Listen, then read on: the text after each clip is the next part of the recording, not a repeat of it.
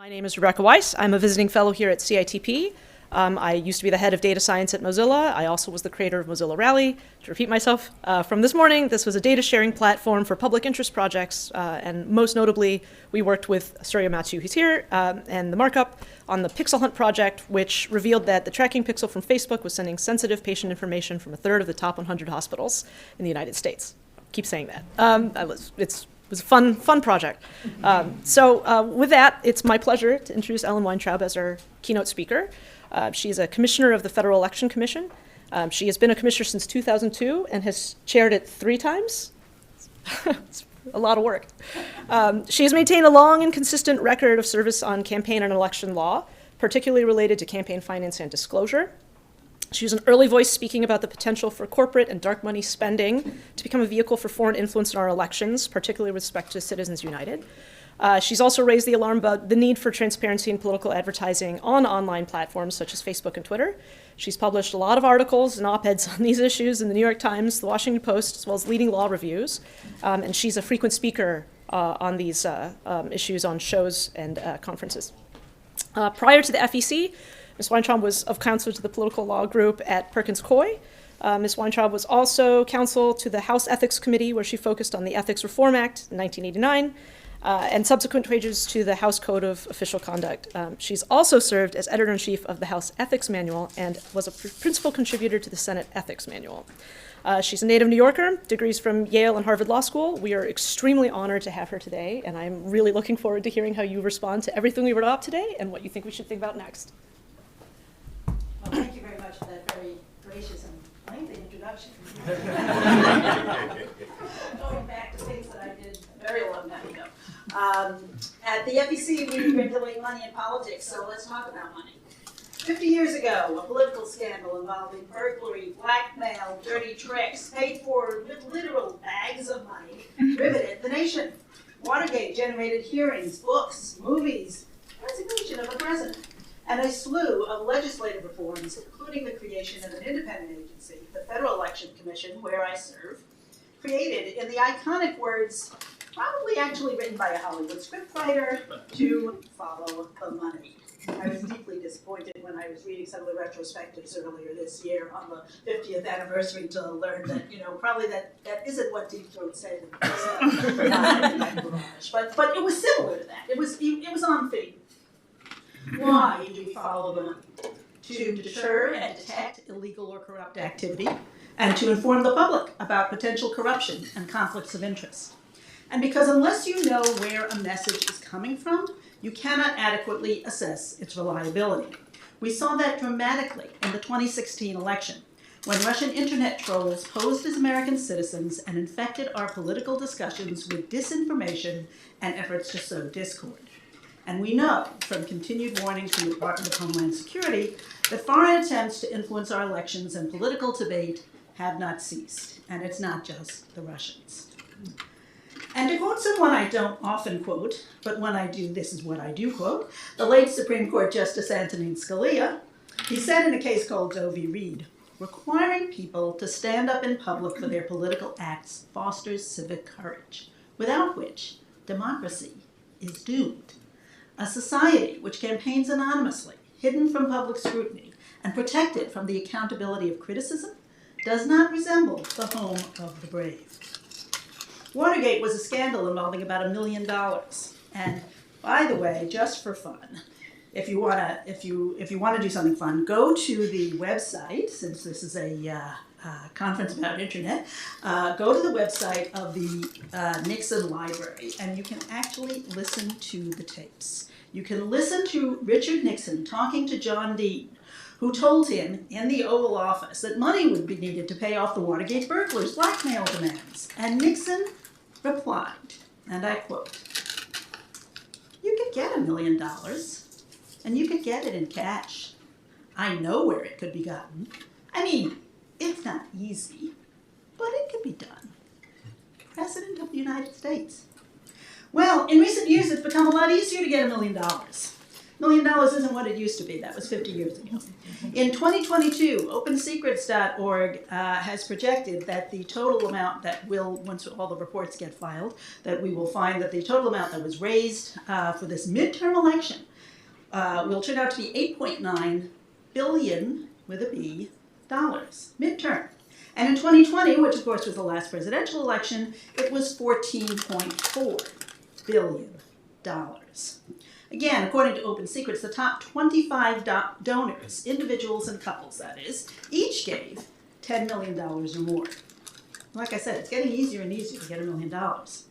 And not to steal the thunder of my co-panelist upcoming, but Ian Vandewalker at the Brennan Center has done a really fascinating analysis of some of the money in the most recent election and found that just 21 of the biggest donor families, coming from both sides of the aisle, each shelled out at least $15 million for a total of $783 million.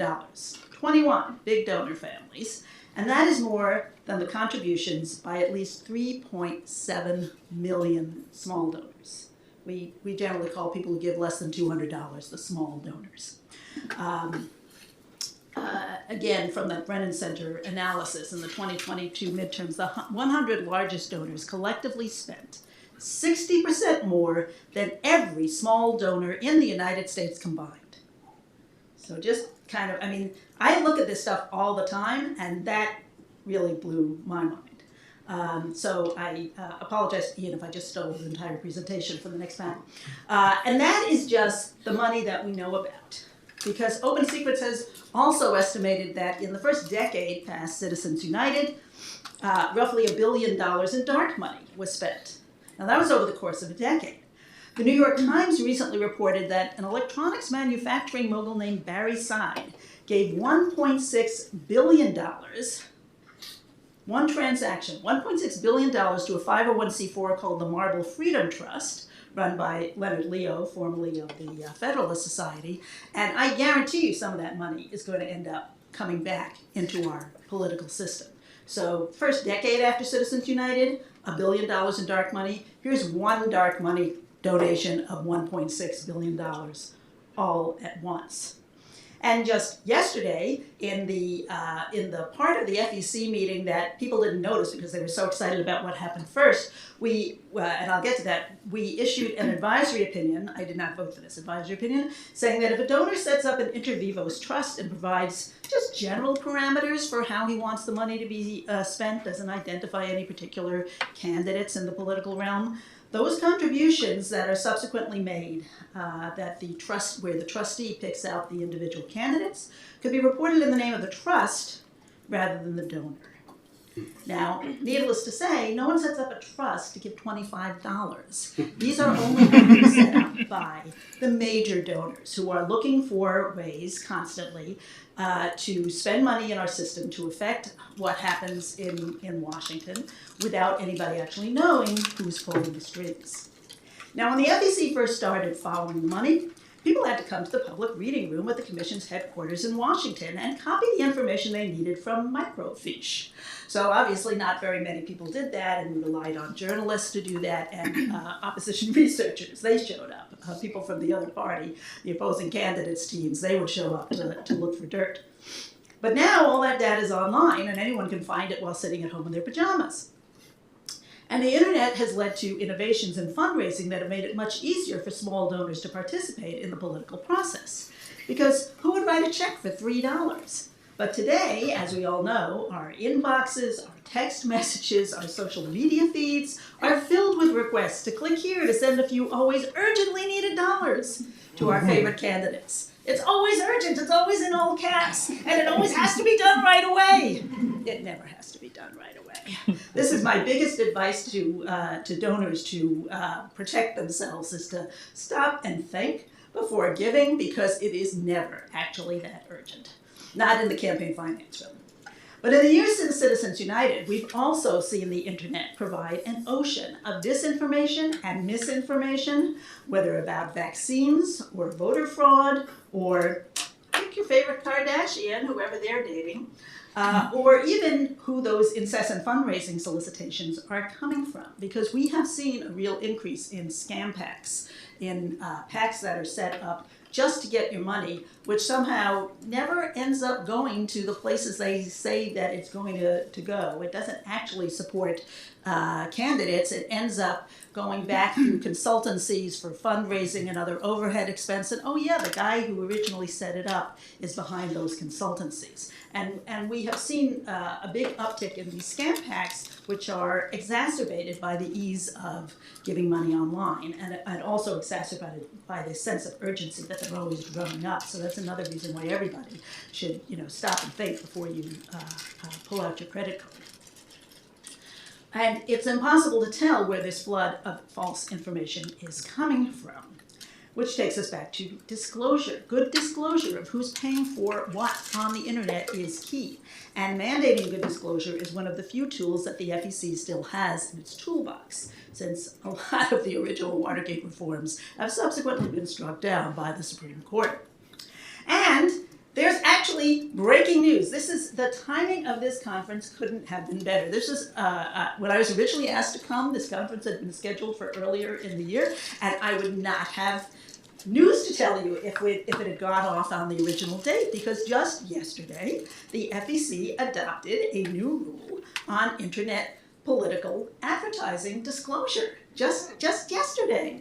I've got breaking news for you. And this was a process that took a very long time. We started this rulemaking, I'm embarrassed to say this, in 2011, when nobody really cared a whole lot. The first time we put this issue out for public comment at least 3 different times. And the first time, I think we got 6 comments. Nobody really, disclaimers on internet political advertising. What is that? Who cares? What is that all about? In 2017, however, after all the information had been coming out about how Russians had been trying to infiltrate our political discourse by posing as American citizens, and people started to get worried about, gee, how do I know where this information is coming from online? So when we put it out for comment again in 2017, we got 150,000 comments. Suddenly people were very interested, and almost all of them said, please do something about this. Please regulate in this area. And as always at the FEC, we're an evenly divided body, no more than 6 commissioners, no more than 3 from any one political party. And the 2 political parties do not share a philosophy on campaign finance regulation. So it is difficult to find that sweet spot where we can find common ground. And I have to give a lot of credit to a couple of my colleagues who brokered the deal that we adopted yesterday. I want to be really excited about this, and I kind of can't, because it was almost a really good rule. And then at the last minute, in the last week before we voted on it, there was some last-minute maneuvering, and a couple of keywords were pulled out of the definition. And I really wanted, I did in fact vote for the rule that we had originally put forward. That didn't pass, and a narrower rule passed, which I think is not going to be quite as good. But, it's still, the regulation's not perfect, but I think it will be a small step forward. The key part of the new rule is that every internet political ad that either contains express advocacy, raises money, or is paid for by a political committee has to have on its face the name of the person who paid for the ad. And if it's a really long name and they've got a commonly understood acronym that people understand, like, for example, RNC, which is now actually the official name of the Republican National Party. The Republican National Committee is actually RNC, and they did that for disclaimer purposes because it's easier to fit on a disclaimer.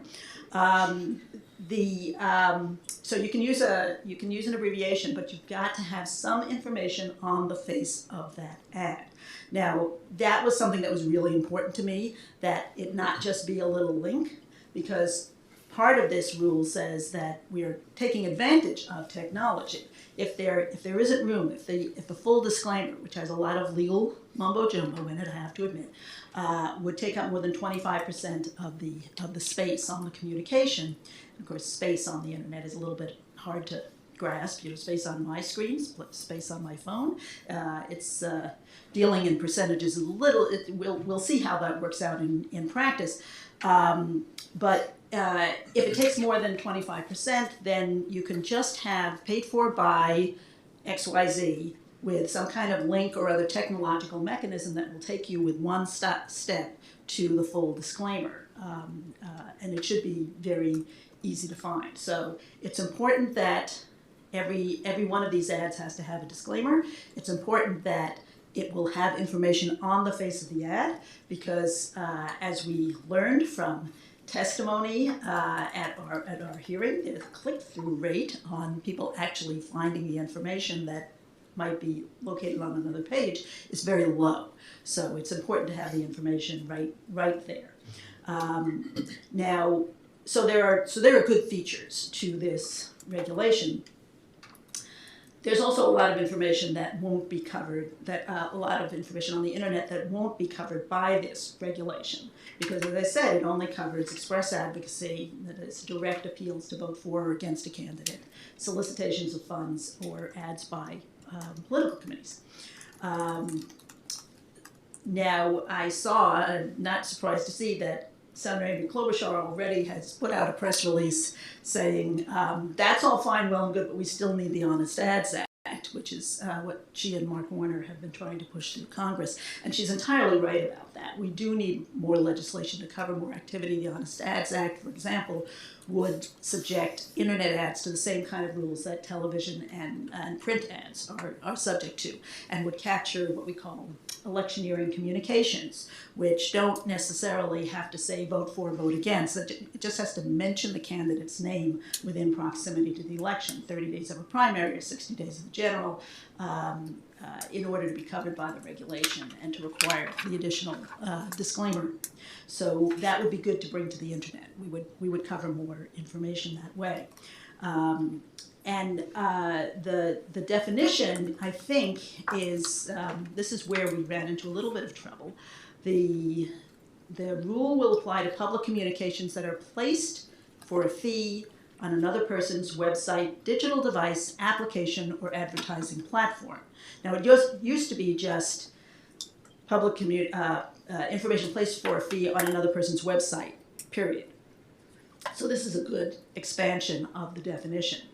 It was an even better expansion because it used to say placed or promoted for a fee on another person's website, digital device, application, service, or advertising platform. Now, I don't think losing service is that big a deal because it was designed to capture these streaming platforms, but those are also advertising platforms. So I think they will still be brought in under the regulation. Losing promoted, I think that really hurts. The agency is in a public comment period right now where we have it's sort of an odd process. We adopted a regulation, changed the definition of this key term yesterday, but at the same time put out a supplemental notice saying, but we're going to consider adding back the word promoted after a month of comment. So that comment period is has to be published in the Federal Register, so it may not have officially started yet, but it will soon. And if anybody wants to comment, we would love to have your comments.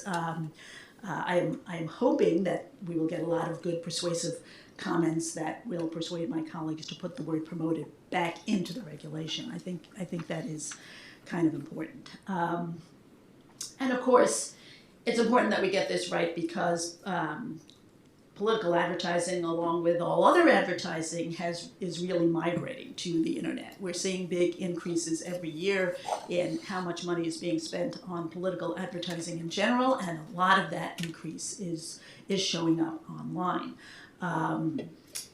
The newest frontier is CTV, connected TV. These are ads placed on ad-supported internet streaming services like Hulu or Roku. And this was measured for the first time during the 2022 midterm elections, and Ad Impact estimates that $1.4 billion was spent on CTV political ads, an amount that compares to the amount of money spent on Facebook and Google ads combined. And I think we heard from this earlier. Katie Harbath was talking about how Facebook and Google are now becoming less popular, and these streaming services are more popular in part because they allow for micro-targeting that is so micro that it targets down to the individual. It's really remarkable how detailed this micro-targeting can get. And I've been concerned about micro-targeting for a while. I've written about this because it undermines the very premises of our First Amendment jurisprudence. There's a lot of jurisprudence coming out of the Supreme Court that has said, if you don't like what somebody else is saying, well, get out there and make a more persuasive argument. Get out there and refute them, and your argument will if your argument is better, you'll carry the day. It's a concept in the law that we call counter speech. Well, you cannot counter what you don't hear or see. If the ads are going to just individual by individual, and literally the person sitting across the table from you doesn't get the same ads that you do. People don't understand this about CTV. They figure when they see something on television, they're watching it on a screen that is, could be hanging on their wall like an old-fashioned television screen, and it seems to be attached to the kind of programming that used to carry commercial advertising that you would be seeing, and the person in the house next door would be seeing. Everybody in your neighborhood would see the same ads. That's not what's happening anymore. And it's having, I think, a deleterious impact on the larger civic conversation that we want to be having. We want to have these kinds of robust debates. We want to get into the mix and debate ideas and have that full and robust debate about where we want our country to go. But if everybody's seeing different information, that whole process is undermined. In Citizens United, this isn't a law crowd, but everybody's heard of Citizens United. Anthony Kennedy famously and incredibly optimistically said, "With the advent of the internet, prompt disclosure of expenditures can provide shareholders and citizens with the information needed to hold corporations and elected officials accountable for their positions and supporters.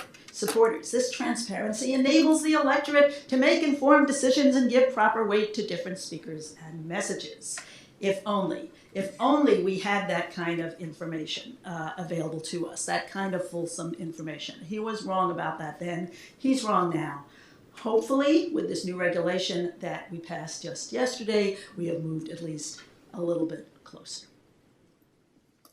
That's it. That's all I got for you.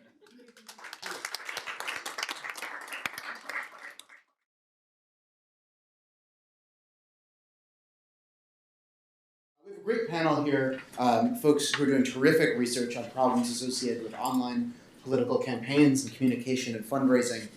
I'll do quick introductions. Then the game plan is folks are going to present some recent or ongoing work that's germane to the topic, and then we're going to go into conversation. So at the far end is Zhao Li, Assistant Professor of Politics and Public Affairs here at Princeton. Her research focuses on campaign finance issues in the United States. And ongoing work, she's studying the problems of scam PACs, which can deceive contributors. She previously received APSA's Jack Walker Prize, which is for outstanding research on political organizations and parties. Next is Brennan Stewart, Associate Professor of Sociology here at Princeton. He's a leading scholar in the application of natural language processing methods to social science problems, especially in politics. And in recent work, collected and analyzed a large volume of political email during the 2020 election cycle. And I think it's a small miracle he didn't melt his brain in the process. Next is Bridget Barrett, who's a final year PhD student in media and communication at UNC Chapel Hill. She's also a Roy H. Park Fellow at UNC, which is one of their prestige fellowships, and a graduate research fellow with the Center for Information Technology and Public Life there. Before coming back to the Ivory Tower, very germane to our discussion today, she actually worked in digital media.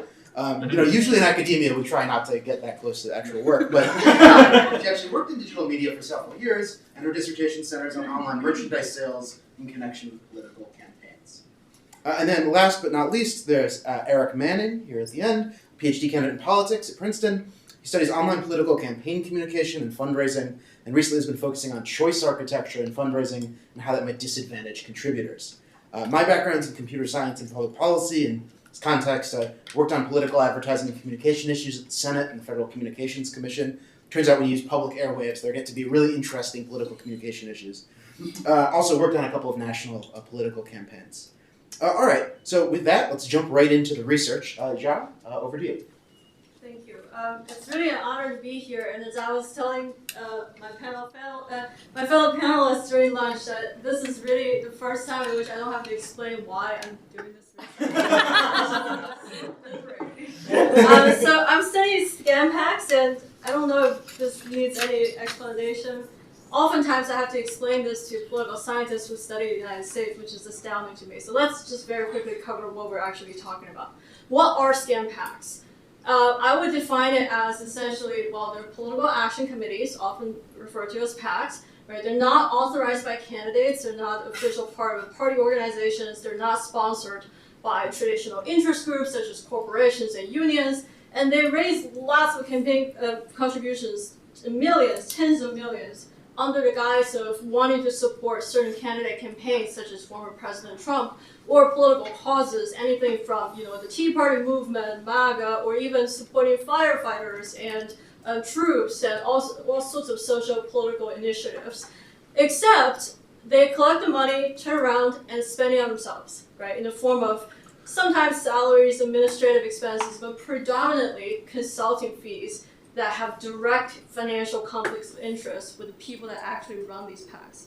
So an earlier example of what one might consider to be a scam PAC, this is several years ago, when there was a wave of PACs that kind of masqueraded as supporters of the Tea Party movement, one of which is the Tea Party Leadership Fund, which was reported on extensively by the New York Times. So if you look at their fundraising materials, including this snapshot of one of their online communication materials, they talk a really good talk of wanting to prop up Republican challengers, sort of true Tea Party patriots, that were going to unseat then House Speaker John Boehner. And of course, when Boehner actually resigned, the PAC totally took credit for this happening. So if you happen to be a campaign donor, you believe in this cause, you might give your money to them with the understanding, if not the assumption, that they're going to take your money and then either, if they're able to donate to Boehner's challengers campaign or perhaps run campaign ads that's going to attack him or probably his supporters. But if you look at the actual spending patterns of the Tea Party Leadership Fund, it's far from the case. And I apologize that I can't really read this very well. I hope you can. But the largest share of the campaign spending in the 2014 election cycle, according to Open Secrets, actually went back into fundraising. Not just fundraising materials and calls, but also fundraising consulting fees. And their disclosure was oftentimes so low quality that actually a quarter of the expenses were deemed as unclassifiable. No idea where it actually went to and what purpose it was for, right? So not much in the way of actual campaign contributions, not much in the way of actual media spending. So at the very least, you might say this PAC is rather inefficient at achieving the stated goals of their organization. But beyond inefficiency, there's also conflicts of interest. Right, so investigative journalists kind of looked into the financial backgrounds of the vendors that got paid lots of money by the Tea Party Leadership Fund, and they found that a lot of these consulting organizations that worked for the PAC actually were linked back to Mr. Dan Backer himself, who was the key sort of person that was running this PAC. So it's estimated that he was able to pocket at least $1.1 million while running the Tea Party Leadership Fund. Right, so I usually have to make up some grand stories about theories when I explain to political scientists why they should care. But for this audience, I just want to quickly highlight 3 reasons why we want to care. The first is the sheer magnitude of this phenomenon. So in my project, one thing I did was to sort of cross through government investigations and news reports to find cases where there are at least plausible allegations of a PAC running a scamming operation. So, and I apologize also that some of the data work in this project is quite outdated, and I understand that it may not fully extrapolate to the present day, but most of my work is done up to the 2018 election cycle. So in that election cycle, if you look at credibly alleged scam PACs, collectively they raised more than $106 million. So how much money was that in the context of US campaign finance? Well, in that same election cycle, the average cost of a House campaign, admittedly sort of aggregating challengers and incumbents, was just under $800,000. So these possible scam PACs siphoned off enough money to fully finance 140 average House campaigns. Just let that sink in for a second. Right? But why we should study scam PACs on a pragmatic basis, beyond the fact that they steer millions, tens of millions of dollars away from candidate campaigns and legitimate organizations, that's the most immediate harm that they're causing. And also thinking about it from a First Amendment principle, if you care seriously about the speech right of campaign donors, the proliferation of scam PACs is essentially a form of speech dilution. And I think this is one reason in which there really should, in my opinion, be a bipartisan basis for potentially disclosing or regulating such PACs. But beyond the immediate dollar amount attached to that, we can also think about how it's impacting the ecosystem. And this is cases where I draw very much from the fantastic work done by my fellow panelists here, that as scam PACs become more numerous and more successful at fundraising, this negative competitive pressure in the entire ecosystem might compel candidate campaigns and previously legitimate PACs to adopt similar tactics in manipulation or just downright sort of scamming, in this case, of donors, right? So we can think about pre-checked recurring donations by not only the Trump campaign, but this particular case was well reported, and Trump himself is probably one of the biggest victims of scam PACs. He's a very popular target for imitators that are sort of claiming to fundraise for his cause. And so there's negative competitive pressure.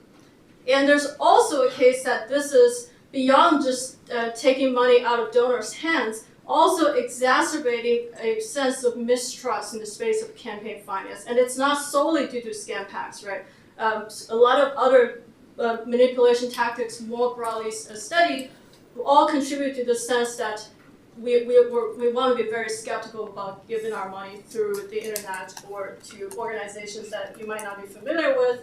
And this could potentially shrink the donor pool as more and more people exit the campaign finance marketplace, which harms everybody that's trying to fundraise, including candidate campaigns. And there also could be some potential equity concerns. Just think about the populations of donors that are most vulnerable, potentially more small dollar donors who are inexperienced, who are more concerned that they're going to be duped when solicited, and also, as I'm going to show you later, a really strong age pattern in which elderly Americans are much more likely to fall victims to scam PACs. Right, so for all of these reasons, I feel very motivated to study this phenomenon. And initially, jumping back to sort of what I was trying to do, my initial hunch was, okay, we're going to sort of try to educate donors. But then I was like, wait a minute, I don't even know if I'm able to tell which PACs are scam PACs, other than the few cases that have been reported in media outlets. So this is the first step, is to really understand, just basing on the disclosures that we currently have, owing to the incredible work done by the Federal Election Commission, of course, how well can we detect potential scam PACs out in the wild, right? Because while disclosure may not be sufficient, in my opinion, it's necessary for tackling this broader challenge. So those sort of three, I guess in the interest of time, I'm going to skip that slide. I'll just say the basic approach follows three steps. The first is to construct a sample of PACs with credible allegations of being scam PACs, and then have a comparable set of PACs without such allegations for comparison, right? And then we can sort of quantitatively describe some of the general patterns in which they differ, like how are they fundraising, how are they spending, and are there attributes that seems to distinguish potential scam PACs. And ultimately, because the full amount of information we can learn from FEC disclosures is really rich down to the transaction level for both campaign contributions, at least the ones that are itemized, and expenses, we can package that up in a supervised machine learning framework to detect potential scam PACs based on the ones that already have received credible allegations. Sorry, how am I doing on time? Not very well. Yeah. Okay. All right, this poor time management on my part. So I will say one point about caveat of, so you can read the words here. What I'm going to tell you is, during the time frame in which I was collecting data, there was a really strong sort of disproportionate amount of scam PACs that are concentrated in what I would describe as sort of Republican conservative circles. And we can just talk more about sampling offline, but I'm very convinced at this point that liberal media bias is not the sole reason for why there is such a sample imbalance. However, since the time frame of my data collection, I think there have been more and more cases of liberal scam packs as well. So this is something that harms candidates and organizations in a bipartisan manner. So what I'm going to do is, rather than showing you the rest of the slides, I'll just very quickly tell you what I've found.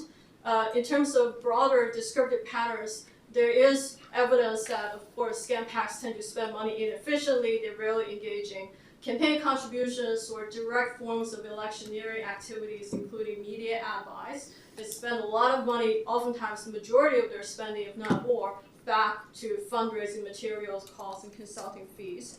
And it's actually really difficult to isolate or to quantify the amount of conflicts of interest, because this is something that, unless I'm mistaken, and Commissioner Weintraub can correct me, we don't systematically collect data for. Unlike, for example, nonprofit organizations that have to file their Form 990 with the IRS. And on the donor side, it confirms all of the intuition that folks that have been paying attention are aware of, right? So lots of small donors. Scam packs disproportionately rely on small donors for their fundraising. These people, by all accounts, tend to be more ideologically extreme and prefer more anti-establishment candidates compared to even other campaign donors that seem to sort of go follow the same partisan camp. And they are also very old. So I can infer based on donors' self-reported occupation. I could look at Facebook ad audiences and also just tracking down who these disclosed donors are. There's a very strong age effect, which also echoes, of course, Kevin Munger's work on this. And in terms of the actual sort of machine learning, so I just want to tell you why, first of all, we want to pursue a sort of a more of an inductive approach, right? So if you think about nonprofit management, they have ratings for nonprofit organizations. But those ratings are constructed based on data that I argue is probably a lot richer than what we have in the campaign finance space. So if you're just trying to create rules of thumb for identifying scam packs, right now it doesn't work very well. So the Center for Public Integrity, an organization that I highly respect, so this is not to criticize them at all, but they proposed a set of rules for a PAC might be a scam PAC if they spend the majority of their money on fundraising and if half of their money comes from small donors. If you just apply that principle to like a random subset of scam PACs and legitimate organizations, the predicted performance is rather poor compared to, in my case, the result that comes out of supervised learning. Again, happy to talk more about the technical aspects of that offline. I am so over time. I have so much more to say on online fundraising and disclosure, but I need to yield my time to others. Sorry for the disorganized state of presentation, but thank you. Thank you. Terrific work. I suspect some folks in the audience are going to be checking in with their grandparents after this. Yes, you should. So, next up is Brandon, and you should be all set with your slides. Okay, great. Thanks so much, everybody. So I'm going to talk a little bit about this project. The paper is finally forthcoming from Big Data and Society about tracking political emails. So as a sort of social scientist that's coming at it really from the measurement perspective, the first thing I always want to do in these kinds of circumstances is set a population and think about like how do we sample from that population. And so what we wanted to track was every federal and state candidate, as well as a number of other types of organizations that might be sending emails during the election. And of course, the problem with this is like who is in these races is constantly changing over the period that you might be receiving emails. And so we used a bunch of different sources, Ballotpedia, Open Secrets, and just some like web search to get party organizations to get this giant list of who was running that was like constantly being updated. This, of course, has some limitations. We weren't able to get city-level races or all sort of 501c3s, and we can only do like online sign-ups. So ultimately, what we're going to do is we're going to create little bots that are going to go around and they're going to sign up for all of these different email lists so that we can see what are people sending. And so you all know this, but like, you know, you go to a website, you type in a little search thing, you say, hey, here's my email, please send me emails. Why you would do this, I don't know, but people do, right? And so that's what we're sort of teaching bots to go do. And then you start getting the worst emails of all time. And these emails have a lot of information, right? They have like HTML and images and all kinds of information. There's stuff in the header, there's stuff in the body. And so we started to get these emails. And one of the first things you realize is that people send a lot of emails, but that it's incredibly uneven. So there's a ton of political candidates, only some have websites, only some of them send at least one email even when you do sign up for them. And so that is a particular challenge, but that makes sense, right? There's like a lot of candidates who aren't running super professional campaigns. While we were very careful with our sort of like way of going out to send our bots out to do this sign up, we did lots of manual validation to make sure we were actually signing up for these email lists. You might worry a little bit that we've captured everything in our desired population, right?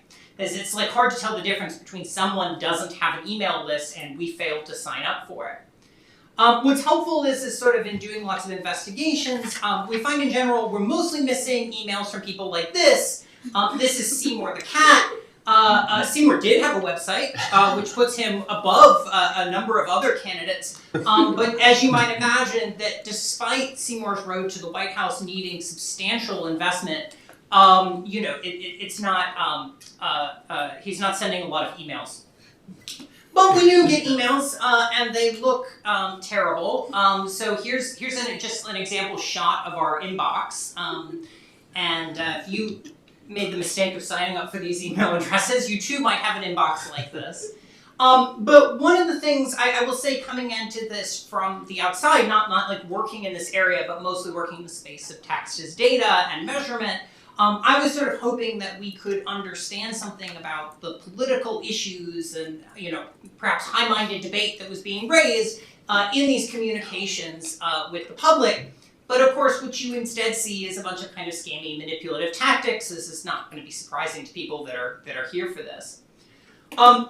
We can use techniques from natural language processing to kind of figure out what these emails are about, and they are nominally about a bunch of different topics, but of course their biggest component is fundraising. And the biggest challenge that these emails have is getting people to actually open them. Open rates are about 20% reportedly, and you need to, probably even lower now, and you need to find some ways to like get people to engage. And that's where dark patterns come in. So dark patterns are, broadly speaking, manipulations to a user interface that tricks somebody into doing something that they wouldn't otherwise do. This is a sort of an example of a manual dark pattern where you can kind of see the gratuity's already been included, but they're still asking if you would like to leave additional tips and things of that nature. So we look at two classes of manipulative tactics: clickbait, which you might think of as perhaps slightly more benign, and then actual like manipulations of the user interface. So things like making you think the email is part of an ongoing thread you have, or obscuring the name of the sender. And as has sort of been mentioned already, and I'm sure we'll keep coming up, right? These are things that are going to be highly correlated with low digital literacy.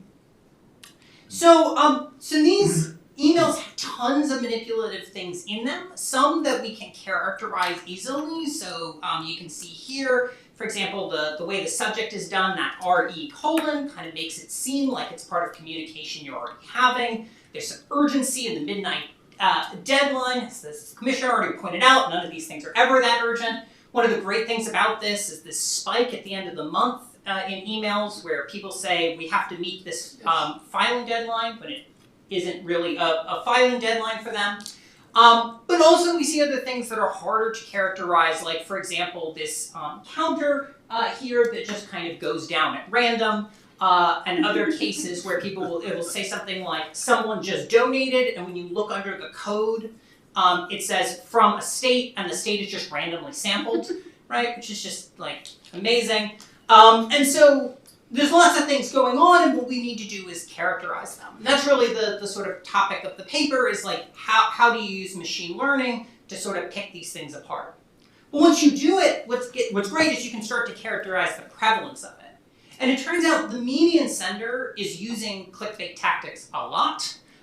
Here you can see like the median sender is using about 37% of the time. And dark patterns, somewhat less so, but still actually a substantial portion of people are using them with at least some frequency. To a point that was raised earlier, I think one of the other things that's notable about this is that these things are being actively tested on. So this is an example of some A/B testing where we signed up 50 times, one per state, for all the Democratic presidential candidates. And so that enabled us to sort of pick up variations in the same email. And what we found is that for every one of the tactics that we found, someone was testing, right, which kind of version of that thing was the most effective. And of course, as was raised earlier in a comment, right, people are doing these things because they work for raising money, at least in the short term. I will say one of the challenges that they're having even in the short term is fairly clearly how do you deal with people getting exhausted by the amount of fundraising. And so this produces what we like to call the sort of the pivot to fundraising, which is people will start with something else, sometimes including a subject line like not asking for money, and then inevitably they pivot to asking for money. And you can actually characterize this in terms of the text, right? So you can say, look at the relatedness of sentences to the subject line of the email, and you can see it just sort of plummet over the sort of as the email proceeds, and the probability of there being a direct fundraising request just sort of, slowly creep up. So the sort of last practice I just want to highlight, because I think it's less prevalent, but it's super important, is this question of email disclosure. So one of the things that we did is that we had these bots go and sign up for all these different email addresses, but we use a different email address for every single campaign. And so what that allows us to do is we know this email address was created only for this one campaign. It's the only time it was ever put out into the world. So if we start getting emails from the Tea Party PAC, when we really signed up for emails from somebody else, then we know that that somebody else shared it with the Tea Party PAC, or at least shared it with somebody who shared it with the Tea Party PAC. And so we were able to characterize this. So here you can see the first column is just the number of people that sent at least one email, so you kind of have a sense of scale. The number where the email was shared, and then the sort of number of entities that were on the receiving end of those shares. And of course, it could be that this is done perhaps not fully with the consent of the user, but at least with the implicit consent of the user through privacy policy. And so we went and we characterized the privacy policies of all of these senders. And what we found is, of course, the majority have no privacy policy, because of course they don't. But some mentioned the practice of email sharing, and some specifically said that they don't share, even though, in fact, they clearly do. So one of the things that's most exciting to me about this is, again, this isn't my primary area, but we wanted to create a good that other people could work with. The website electionemails2020.org has all of this information, has a nice website. It's actually about to get even nicer, but where you can browse and search. But also there's a nice form where you can request the data from us. And we really hope that other people are going to get in there and use this both for sort of journalistic purposes, for policy purposes, but also for academic research. So thank you so much. Thanks. Okay, before we get to Bridget, I want to make sure to clearly note that the original request for organizing the conference was slides optional, maybe a little bit of visual aid. Bridget's the only person, to some extent, who actually followed the rules. So Bridget does not have slides, but she actually was doing what she was supposed to do. Oh, thank you. Thank you for that clarification. I appreciate it. I'm unprepared because I'm doing it right. Would you guys starting a timer for me? Yes, I would happily. That was so clever. I love that. That's what I'm here for. Hi, I'm Bridget Barrett. So I'm a PhD candidate at the University of North Carolina at Chapel Hill. I'm affiliated with CITP, the Center for Information Technology and Public Life. I research online political ads, primarily platform governance around social media platforms and advertising, a lot of work on social media platform policies and capabilities as they relate to political electoral campaigns and things like that. And right now, for my dissertation, I am researching online campaign merchandise and how that wild world of merch, both from official and unofficial sellers, works. I was not planning on speaking about that too much today, as I don't see it as a harm, but I'm happy to speak to it if things come up. So my background before coming back to graduate school is in digital marketing. I worked as a media buyer for digital media. So earlier we had Krista Wilson talking about that open ecosystem that's 100 times more complicated than Facebook or Google. So that's what I did. That's where I worked. I worked in what's called programmatic media buying on platforms that you have never heard the name of that get billions of dollars of ad spend every year to deliver ads to you across the open web or on your mobile phone, or in malls on the screens that you see around, or on connected TV. Those are all different kind of venues that I worked in, delivering ads, using data both from the companies that I worked for, as well as data from third-party aggregators, like Lukai and all of the big names that you might hear floating around the world, like Oracle and things like that. And so I use that data both to target people and then also attribute results to the campaigns for my clients. So that was my professional background, and part of why I came to grad school was seeing this happening in politics. And with that background, part of what I loved about it was seeing how effective that world could be, how well done those ads could be, and seeing that from really surprising folks. One of my favorite clients, which I'll say because I think they would like it, was Red Lobster. My goodness, how sophisticated Red Lobster was with their digital marketing was just astounding. And then there was like everybody else. So folks that you would expect to be very sophisticated, who I will not say, who were not. And you would see like things that just making these big mistakes and not understanding what they were doing. And I bring that up because I find that it relates to politics, where sometimes you see really smart things being done with amazing results, but the majority of the time, that's probably not what you're going to get when you see an advertising campaign. So I also know a little bit about offline media buying. That's actually what I teach my students at UNC is media buying. So we can talk a bit about that too, and some of how that works and how it's similar or different.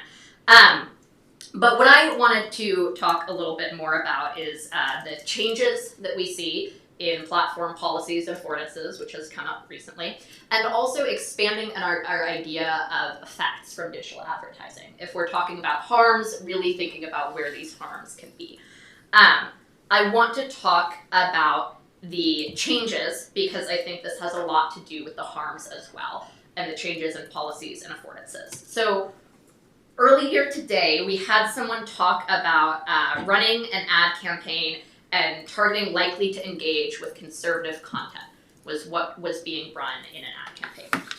When I was doing research on platforms across 5 countries, I made ad accounts and was logging in from different countries, and I was looking at what political targeting there was in March of 2019. And while I was doing that, the targeting options started changing.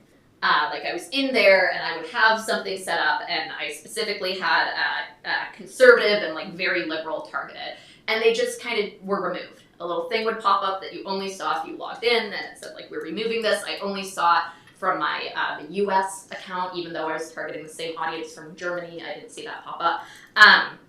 So things like that would happen. And what it ended up meaning when we were looking at it is what other folks have brought up, which is that when these targeting options, like conservative or liberal, are taken away, it means that small advertisers can't use them anymore.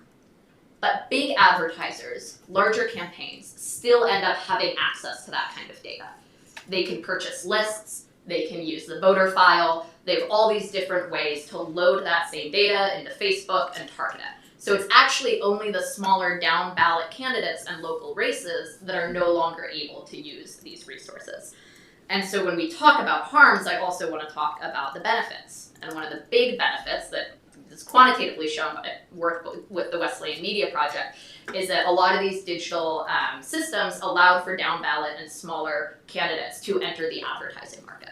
just very hard to do without digital. If you have to go and learn how to navigate buying television ads and get the budget in order to buy TV or all of that, you don't do it when you're a small candidate. You only go and do Facebook. And so all of these changes end up impacting smaller candidates at a higher rate. And so I wanted to bring that up with harms. And that's sort of in addition to everything else we're talking about, of privacy and manipulation and that kind of thing. So the other piece that I wanted to talk about are these different ways of thinking about effects. And this does come a little bit from my work on campaign merch and looking at the purpose of campaign merch for a lot of candidates. But the purpose of advertising in general, a lot of the time, isn't always just to make a purchase or to get revenue or to get a donation. And this comes up a lot when you're talking to folks who work in politics, that they're not always trying to sway a vote or something like that. There are these other instrumental effects, and that even with fundraising emails or fundraising on Facebook, they're okay with just breaking even.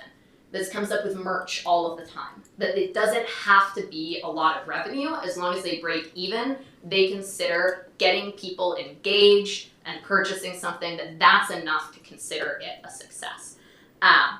And why I talk about this is because we have, in the US, we have so many people who are going to vote for their party no matter what. And then you have just a few people on the edge who are going to sway a big election. So all of this ad money isn't going in to change votes. And maybe it's going in for revenue, but I've been thinking about how we might expand how we think about the purposes of these digital ads. And as an advertiser, I would like to propose that we also think about branding as part of this, of attaching what different aspects to political groups and also attaching behaviors about what makes a good supporter, about what makes a good Democrat, or what makes a good Republican. And in digital advertising, a lot of what you're being told makes you a good supporter is donating, is buying merch, is getting on an email list for emails that you probably never open, but we all go and we do it anyway, and it just goes to my junk box, and I still sign up for more. And why you did? And it's just like, this is what we're being told is making a good Democrat or a good liberal or a good progressive. So I want to bring that up because I just want to kind of expand how we're thinking about this. And it ties into some of the other pieces we're getting here. This whole idea of donating to PACs that you've never really heard of. When did that become a thing that people were okay doing? And where did they learn that that's something that they should do? I think that some of these behaviors that we see online from people are learned behaviors that they are being taught that they should be doing. So I'm hoping to address this more in my dissertation project, which I hope will be very fun. And if you ever want to talk about weird products that you found online, if you ever know any print shops who print them, if you happen to have any connections with folks, please refer them to me, because I'm still doing interviews for this dissertation project. And I will end this with that little pitch for myself. Thank you. Thank you. Congratulations on your upcoming graduation. Okay, Eric, over to you. Cool. Could you flip those? Yes. Thanks. Yeah, so I want to take my time to talk about one thing specifically, and it's something that Sylvia and Zhao have already mentioned, and it's this phenomenon of pre-checked recurring donation boxes on campaign contribution pages. So a few months ago, if you went to Donald Trump's campaign website, you click on the donate button, this is what you would see. So there's some language, and then you select the amount you want to contribute, and then there's this pre-checked box at the bottom left, which says a bunch of things, and then at the very bottom, if you make it to the bottom, it says make this a monthly recurring donation. And then you scroll down to enter your payment information. And this is actually not like the worst example. Here's one for the Blackburn Tennessee Victory Fund. So the top one makes it a monthly recurring donation if you manage to get to the bottom of that little box, which kind of looks like a I accept the terms of service box.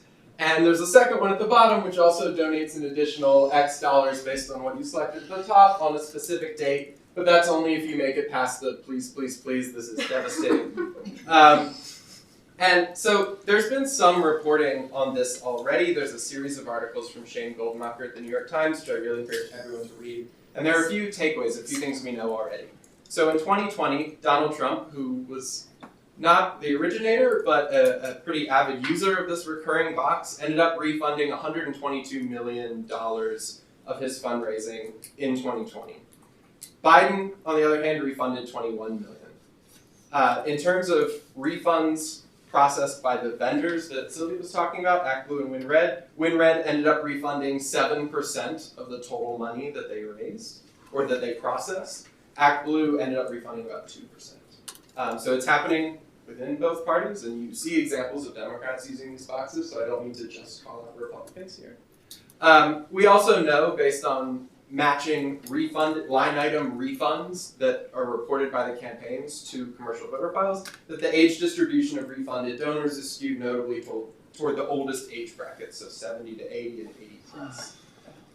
Also, there's some pretty vivid anecdotal reports in this reporting of individuals, often with age-related cognitive difficulties, who are drawn into this type of fundraising across multiple campaigns and often into multiple recurring contributions with the same campaign. And we're talking, for some individuals, this ends up totaling tens of thousands of dollars of unwitting contributions in some of these cases. So I think this is a really important dark pattern that I want to take some time to discuss. But the real question is, okay, we know the age distribution of the refunds, but what's the correct denominator, or what's the right baseline for this age distribution? So what I do is the following. I take every line item campaign contribution reported to the FEC in the 2020 cycle, which includes every contribution, large or small, processed by ActBlue or WinRed, and match it to a nationwide commercial voter file from 2020, which is provided by L2. So the red distribution here is the age distribution of every individual campaign contributor that's itemized by any campaign or reporting committee with the FEC in the 2020 election cycle. So that's like a pretty good baseline for individuals giving online.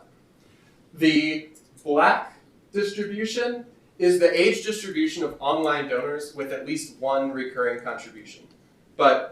So hang on a second. In the disclosures, we don't know who's established a recurring contribution and who hasn't. Someone might go online the next month and give sort of affirmative consent or actively give a contribution again. So I take a fairly conservative approach here, and I say that if the same individual gives the same amount of money to the same campaign at least 3 consecutive months in a row, that's a recurring contribution for the purposes of this figure. And so what we can do is we can take iterative subsets of these donors. So the black distribution is the age distribution of individuals with at least one recurring contribution. The next one, the sort of dark gray, is an individual with at least 2 unique recurring contributions, and we can go 3, 4, 5, and the age distribution skews older and older. So the average age of online donors is 55. The average age of donors with at least one recurring contribution is 61. And so there are 1.4 million individuals with at least one recurring contribution. There are 500,000 with at least 2. And then the average age of individuals with at least 5 recurring contributions, unique recurring contributions, is about 70. And there are actually 63,000 individuals in the US with reported recurring campaign contributions. So we're not talking about a small number of people here. And this is a denominator of 13.4 million matched unique individual donors.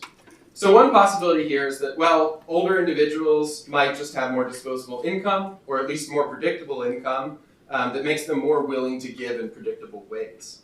But with voter file matching, we also have best available individual level estimates of income and net worth. And I find that neither, and neither together, drive the relationship between age and being a recurring donor. Also, the campaign level difference between the average age of an online recurring donor and an online non-recurring donor, so take that difference for every campaign, is almost always positive, such that the average age of recurring donors for a campaign is almost always higher than the average age of their non-recurring donors. And notably here, the Trump campaign is not an outlier. If anything, they're an outlier in the other direction, where there's relative parity between the age of recurring donors and non-recurring donors. So this is a fairly widespread problem. Trump's not unique in this regard. So I think that the age-related mechanism here is not income, it's not net worth, and it's not the campaigns that older donors are disproportionately drawn to. So what's left is something like digital literacy or cognition. So the ability to navigate one of these pages in a way that makes you uncheck that box or know what that box is doing. So with Will Schultz, who's also a Princeton politics graduate student here, we have a survey experiment that's in progress where we're trying to sort of disentangle, is it digital literacy or is it something else? So in general, I don't see this as a transparency problem, except perhaps requiring an indicator as to whether a contribution received affirmative consent from the donor, right? So something like an indicator that says this is recurring contribution, or something in the memo line. Some campaigns will put that in the memo line in their disclosure, but almost none of them do. I see this instead as like a shamelessness problem or a regulatory problem. So in terms of regulation, the FEC has unanimously recommended banning this practice for federally reporting entities. State attorneys general are investigating both WinRed and ActBlue for hosting this practice on their site. There's a bill in the 117th Congress called the Recur Act, which is sponsored by Amy Klobuchar and others. But that bill's actually gone nowhere. It's been introduced in both the House and Senate, but no action's been taken. So really what's left is something like donor education or shame at this point. But I wanted to highlight the prevalence of this problem and maybe open that up to a discussion about potential solutions. Thanks. All right, well, thank you. Thank you all for excellent presentations. I've been taking notes as you've spoken and sort of building out a taxonomy of problems here. For want of better scientific terminology, the problems of icky packs, icky messages, icky targeting and data flows, and icky choices for folks interacting with campaigns. I'm going to ask you about one other kind of potential ickiness, which is when you give money but the money's not used in the ways you might expect. That's something that hasn't come up thus far. Obviously, it is something that has attracted some public interest, and so could you just comment on that problem occurring, to the extent you've looked at it in your research, or just the extent to which you perceive it as an area in need of research. So to give a example of what I mean here, former President Trump has at times come under criticism for attracting an awful lot of contributions on the theory that those contributions will go to, for example, other folks who are running for office as Republicans, and then holding on to the money rather than actually giving it to them. So folks may misunderstand how the money that they contribute will be spent. It's not an outright scam, right? It is going to an organization that is presumably eventually going to use the money in some way aligned with political views, but maybe not the breakdown that a donor might expect. I can speak to this a little bit. I think within that sort of ickiness, there are also a lot of different ways that campaigns can use money in inefficient ways that donors might not expect. Oh, we were really good at that. Yeah, so on the Republican side, there's a recent Open Secrets report that showed Republicans spent about twice as much of their total money raised on fundraising efforts. So whether that's hiring fundraising consulting firms to help craft their messages. In 2022, that is, the Democrats did. Greg Martin at Stanford has a paper with co-authors in the political science realm that shows that the cut of media buys that Republican firms or firms that disproportionately work with Republican campaigns will take of that ad purchase is much higher than the cut that firms working with Democrats will take. And that's sort of he sees that as a principal agent problem. On the Democratic side, one example I can think of is in the 2020 primary stage, and requiring that candidates hit a certain number of individual donors, and that's incentivizing them to spend money in sort of perverse ways that where they're spending like $2 for every dollar that they raise just because they need more new donors. They're spending more money than prospecting. So maybe some asymmetries between the parties, but those are some ways I can think of. Thank you. Yeah, I think scam packs are very much a subset of the broader problem of icky spending, right? Because the reason we label them as scam packs is because there's this idea that donors entrust you with their money because they expect you to spend it in particular ways, whether that's donating to the campaigns of candidates they like, or engage in advertising, or get out the vote, some kind of tangible deliverables, right? If you're not helping candidate campaigns, at least you should be propagating certain types of political speech that the donors feel passionate about. And the whole reason these packs are called scam packs is because they're doing very little of that and predominantly spend it in ways that come back to financially benefit themselves. But I think, and this is maybe a question I'm going to pose to folks in the room because I'm not a legal expert, but I think if you want to take this problem seriously, from a regulatory perspective, my understanding is that also raises some uncomfortable question. Because if you allow the idea that donors can have bias remorse, right? If we look at this from a consumer fraud perspective, that they should be able to have sort of their money be, they should be able to donate their money efficiently to help their cause. It seems to run counter to the constitutional basis that we currently have for regulating campaign finance activities, which is we can limit the First Amendment right to the extent that we're worried about corruption. And in a world where donors always get what they want when they give money, that can lead to a road of corruption, right? So kind of my shallow understanding of the legal foundation here is that we have to rethink the regulatory framework of campaign finance regulations as well if we want to take seriously the idea that on the one hand, corruption is very undesirable, on the other hand, donors might enjoy some degree of consumer protection. I just wanted to make let folks know about media markups, what we were talking about before, of like how much from advertising just goes to the media buyer, the agency responsible for that. In the political world, you're typically looking at under 15%, so every dollar spent, maybe 15 cents goes to the agency or the media buyer. For larger things, it's less than that. In the commercial world, it can be as high as 30 to 50%. And I just want to flag that also so that when you think about going, if folks are using non-political vendors for their media buys and things like that, that you can end up with a whole bunch of money of people's donations getting lost in the shuffle there. Okay, so the next question I have for you folks is big picture about how new is all of this, right? There's been a lot of ickiness around politics for, well over a century. Depending on how you count, maybe a couple centuries. Depending on how you count, maybe a couple millennia. So how much of what we're talking about is new, as opposed to maybe an old problem that's exacerbated to some extent by technology? I think in some cases it's going to clearly be, rather just targeted, hyper-targeted online ad, right? That didn't exist before.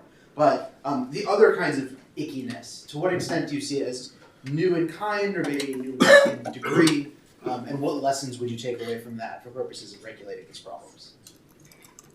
So I'll sort of flag two things on this. Like many terrible things, it's probably not super new.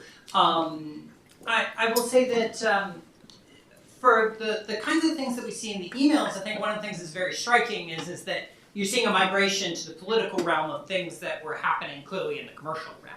And this is the Aaron Eschmather, who sort of led the work I was talking about, had done some great work on commercial dark patterns as well. And so there's that element of not new. I think the other thing that maybe is a bit new is also just the, as has come up before, the sort of relative secrecy around this stuff. So there's a sense in which, like, one of the reasons we wanted to engage in collecting the emails is because it's this weird form of sort of semi-public communication, right? Anyone can sign up for the email list, but if you didn't, you don't know what's there. And in fact, even us signing up, we don't know that we got all the emails they sent out. I mean, clearly based on the A/B testing, they're sending different things to different people. They'd be sending some things to their donors and not to others. And so there's, and obviously private transactions of information have been happening forever, but I think there's something about the scale of being able to do it, but also doing it in a way that's hidden from view, that is, comparatively. So for what it's worth, I would suggest, based on the dark patterns literature, which folks have touched on, I think an interesting question here is the extent to which moving user interaction online has removed some friction and some reflectivity among individual contributors in ways where we've seen in consumer engagement, a similar offline interaction might look very different. So, for example, just to give an example of what I have in mind, and throwing out free research ideas for anyone who's interested, right? Like, if you ask someone to write a paper check to win the White House PAC, that's a very different experience to just click the button and put it in your minds, right? So, to some extent, right, that move to online just enables scam PACs in a way that would be, that would be more difficult to get someone to actually write out the paper check to a scanning pack, I think. Anyway, just putting that out there for you. Okay, next question I have for you all is around the regulatory framework for the kinds of ickiness we're talking about. I appreciate this is not a panel of lawyers, but in your view, is the fundamental problem here one of lack of rules or lack of enforcement of rules, right? Because obviously scamming people outright is unlawful, right? Like we have a number of laws against that sort of thing. Forms of deception are certainly going to be covered by certain areas of campaign law, potentially other areas of law. And so, yeah, in your view, sort of, which is it? And to the extent it's under enforcement, why do you think there's under enforcement? I guess I can take a step at that first. And I'm so looking forward to the next panel, by the way, on regulations. So this is definitely a non-expert viewpoint.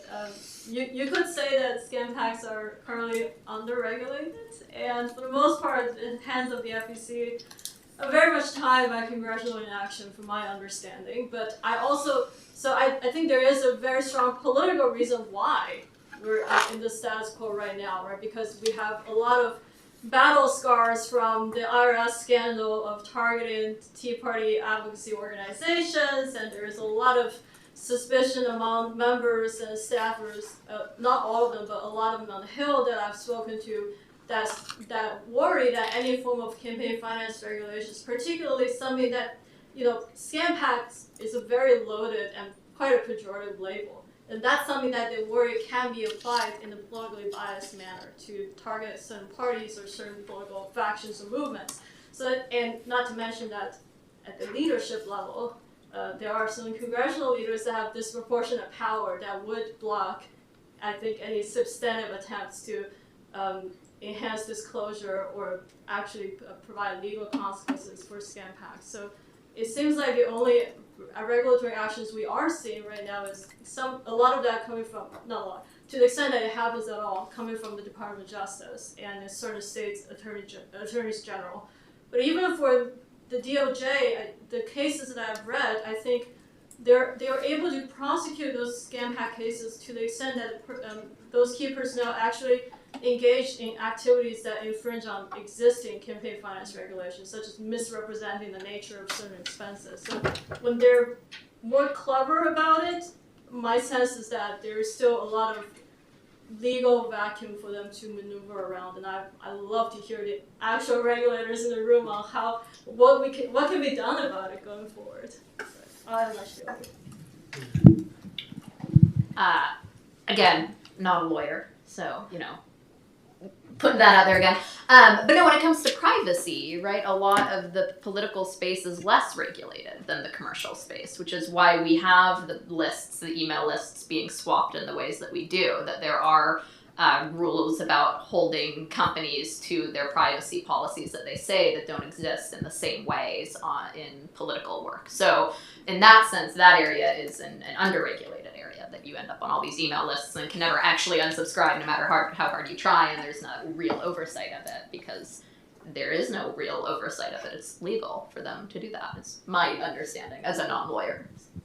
So I'll just say on the ickiness of messages front, Jonathan didn't do as much of an introduction of himself, but part of me actually just really wants to ask you, right? In terms of asking a lawyer who I should say Jonathan backs away slowly. But I should also say all the dark pattern stuff I was mentioning in the commercial space. Right? Jonathan is on that work, Mihir is on related work, right? So lots of so I'm just curious what your thoughts on this are.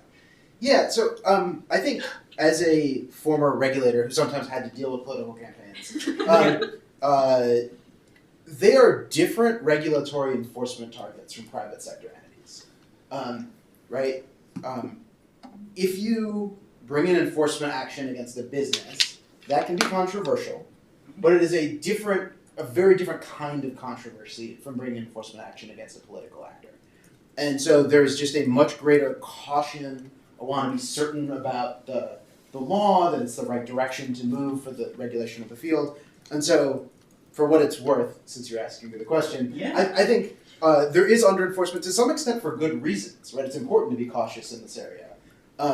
But I wonder if a possible path forward, maybe the regulators can touch on this, is, there will be some leading enforcement actions that effectively set the law, right? So you, for example, start seeing state AGs saying, we're not going to allow these pre-selected options or negative option choice architectures of various sorts, and then that winds up becoming the national law. It's possible. The FTC just did this for online retail. They just up and announced we're going to interpret our deception authority to ban certain kinds of negative options and, or I should say, difficult to cancel options, and that's that. Right. Companies are going to stop doing it. Anyway, back to you guys. That's your one question. Okay, Sorry, Zhao. I don't want to harp on this, but something important just came up on my mind. Particularly in the case of scam packs, we're also seeing, questionable characters that are exploiting arbitrage across different agencies. So I would talk about political scam packs, but there are also a number of scam packs that are basically masquerading as charities. And one of the reasons for that is charitable scams are actually, the FTC has the ability to do something about them. And potential charity scammers know that.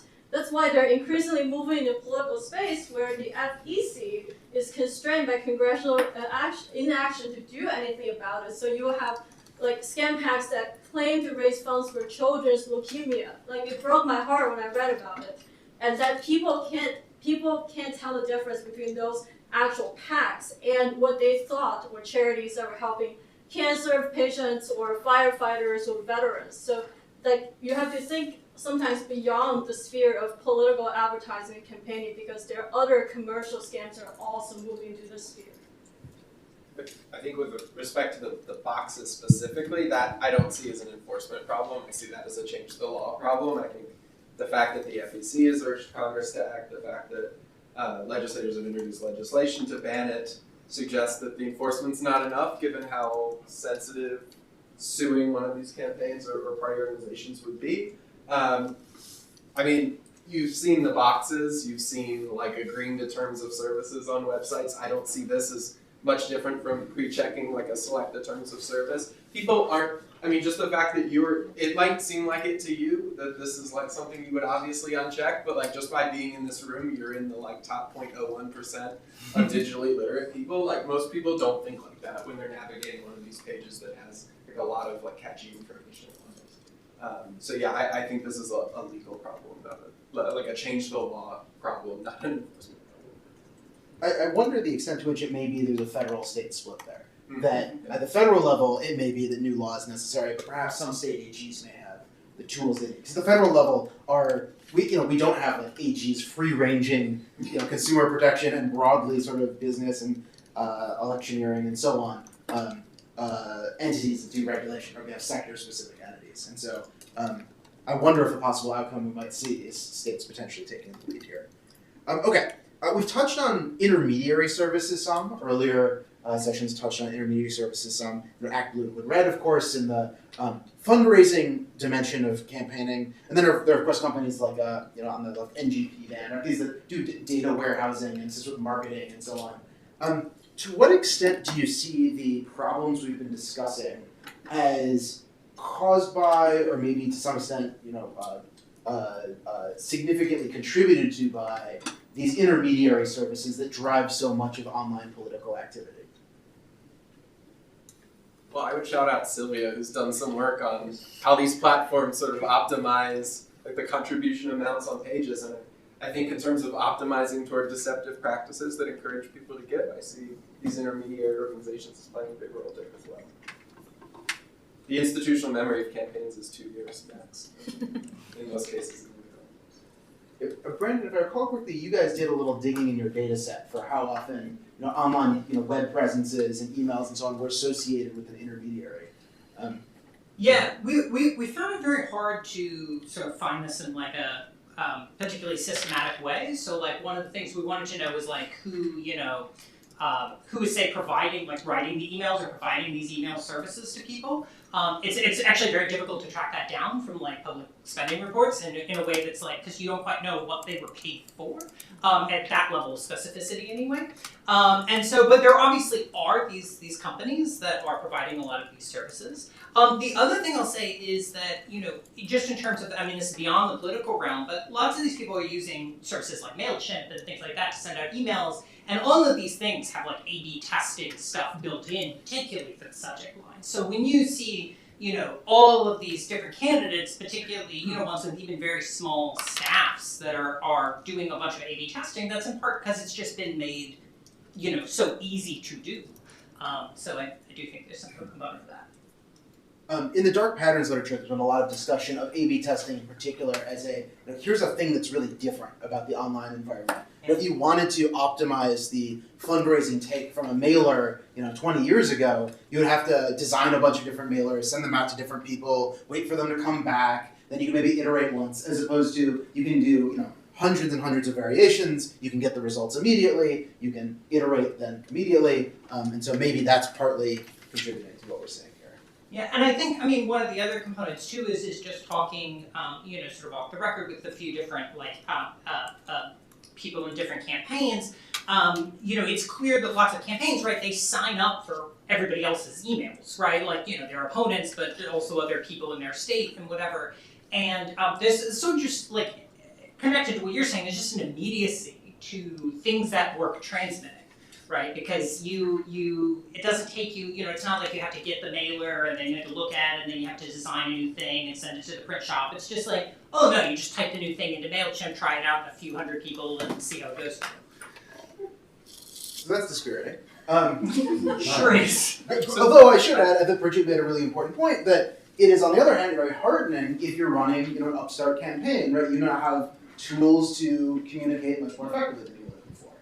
I will say a caveat to that, and something that's maybe a little bit more positive, is the fact that we can even do this now. I mean, I've seen efforts from 20, 30 years ago that tried to assemble, direct mail, like a snail mail corpus, and they were bold and well-funded and very small. So the fact that we can do this and that we can see some of this, like the pre-check boxes is happening out in the open. You can go to the site or you can click on the email and you can see that it's happening. I think is maybe a silver lining.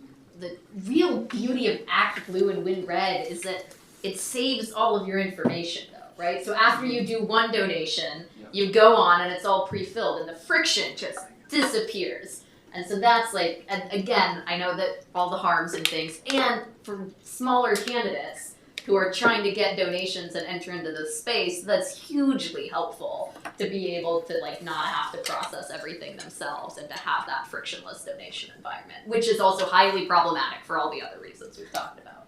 Yeah. So we haven't touched on thus far the forms of transparency that have come with paid online advertising via platforms.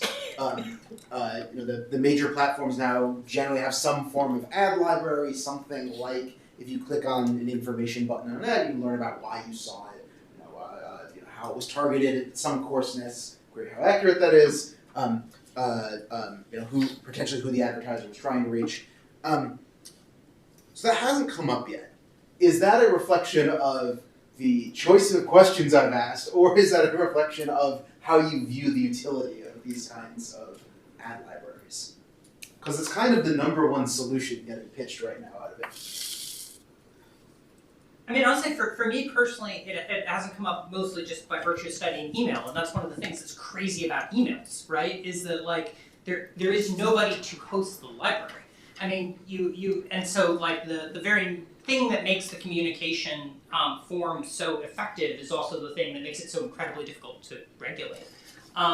That being said, part of what we were trying to do is in the email space is create the kind of thing that an ad library can provide for you, which is a little bit of a record of what was actually sent out to people. So obviously, I guess I'm at least somewhat optimistic about it, but that's for me. So, go ahead, John. I guess I could say a very quick word about it, which is this type of online disclosures are very helpful. But like you, I've also encountered data challenges that can be solved by an ad library. One of which is that even though we have more elderly donors online as we pre-check recurring donations, relative to younger people, they are still more comfortable. Perhaps some of them prefer offline means of solicitation, and scam packs definitely take advantage of that. They do a pretty non-trivial part of their solicitation via telemarketing calls and mailers, and both for better ability to potentially reach vulnerable elderly populations, and because when at least one argument I've read is that when they give offline, let's say by writing a check, if they later regret that decision, they can't get their money back, unlike a credit card transaction that they might be able to dispute. So there are still spaces where better online disclosure is, there's limits to how much they can help, is what I'm saying. Yeah. That's a great point. I would say in my work at FCC, it was sort of surprising seeing online firms position these libraries as a panacea when for a long time the FCC had done that type of work for broadcast advertising, and folks in the agency had never seen it as a panacea. It's sort of this is a useful set of leads for folks who want to dig into the space, but we knew it was extremely limited. And folks who were trying to build the same thing for the online environment coming in and basically not taking the lessons from the limitations was kind of frustrating. Anyway, I've monopolized the question, so I feel like I should open it up. Jeremy, you had your hand up, so why don't you go ahead? Great questions, Jonathan, and great panel. Thank you so much. I have a question. It's very short. One of the recurring themes that has come up today is that we're sometimes fighting the last battle as opposed to the next one, and so I think I'd be remiss if we didn't mention just generative AI and the potential of generative AI to just supercharge this. Just as Jonathan was saying, that when it was mailers, it was very hard because there was a lead time and all of that. And now, not only do we not have the problems of mailers, but we have A/B testing that allow people to refine their messages. Do any of you have a sense, do you have any intuition of how generative AI might affect this sphere? So I'll give an example. With generative AI, you can scrape all the Facebook posts of an individual person, put them in generative AI with a template and say, please target that template to the person that's just been described. And that creates a customized message. How do you respond to that when every person can be persuaded on their own? So while you guys think about this, I'm just going to throw out there that I really want to see someone train one of these large language models on the email corpus. Yeah. Right. So I feel like it could make your outbox awesome. So this is actually a great point. So this is actually why, I mean, this is a huge tension here, right? So when we were talking about what to do with these emails, like I really wanted to just like put up a data set and like make them available for everyone. And Arvind and Aranesh had worked on this other paper, sort of talking about mitigating harms from basically releasing data sets in various ways. And there is this tension where like we ultimately decided to make it essentially request only, which creates some amount of friction and sort of allows us to at least get people to promise they won't use it for certain kinds of things. So Saul's shaking his head, which I understand. But these things are, it's difficult to limit like what people can do with this. But the capacity to, train AI to generate language like this is already very, very high. My guess is on the margin, those emails, I mean, who knows how much they will matter, because in some sense the capability is clearly there. And controllable text generation, right? So like part of the challenge before is you could generate something that looked like an email, but maybe didn't have the arguments you wanted, or make the case you want to make, or have the fact pattern you want. That's really quickly changing. Like at the level of just this week, some releases from OpenAI have vastly improved that capability. So yeah, I think in the next election cycle, that's going to be a huge problem. And one of the issues is, at least in the email form, it's just not super clear that we're going to know that it's happening, because it would be very difficult to detect, right? It would be, you especially if they're different enough, the kinds of strategies that we use, for example, to do like A/B test checking, like there's no way of pulling this stuff in the same way. So I think this is a big challenge for us going forward. I think one concern for campaigns there is message control, right? So I think it's a little pie in the sky to say that they would want to target unique messages to 100,000 people. It only takes one extremists that you're targeting, where you're a moderate running in a competitive race, where that campaign would want to manually review sort of every single targeted message. For the off chance that this sort of quasi-public style of communication would end up being in the press, and some of these campaign fundraising emails do end up in the press. So I'm a little skeptical on that front. Other questions? In the meantime, I feel like Jeremy's identified a political startup idea. All right. Well, one more for the folks on the panel. The disclosures that Commissioner Weintraub talked about, obviously they are, again, not a panacea.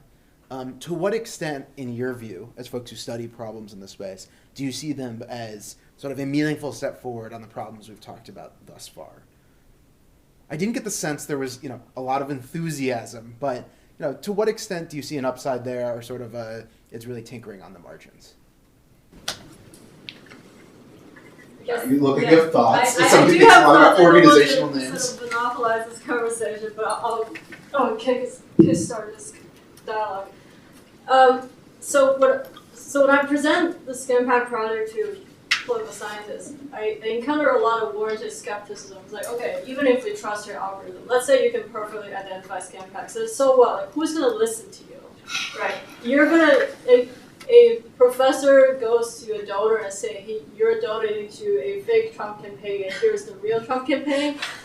So I think there's a lot of really valid concerns about, even if we have gold standard information, are donors receptive to potentially being corrected, particularly thinking about the state of mistrust in politics. So I'm no expert on misinformation. We have several in the room, so I would defer to them. But I think my understanding of the state of the literature is that if you just, let's say, label PACs as scam PACs, that's not going to help very much, because people are going to question the legitimacy of those labeling. But if you, let's say, provide ways to perhaps enhance their digital literacy skills, or provide a set of definitely nonpartisan or perhaps even non-political general guidelines. Here are some potentially telltale signs of a questionable PAC, like watch out for these signs, rather than saying these PACs are bad, then maybe we can make some progress in changing donors' perception and their minds. But also, I mean, another way to think about disclosure is that if we just give our regulators more tools for prosecuting bad actors, then this information, maybe the target audience of this information is not so much donors, I mean, them for sure, but also regulators, so that not that they will make decisions based on our predictions or our information, but at least it will guide them in their sort of initial investigative efforts. So I think that might be another way in which this could help. Thank you. Okay, we're getting the hook, so thank you for joining me. Thanking our panelists.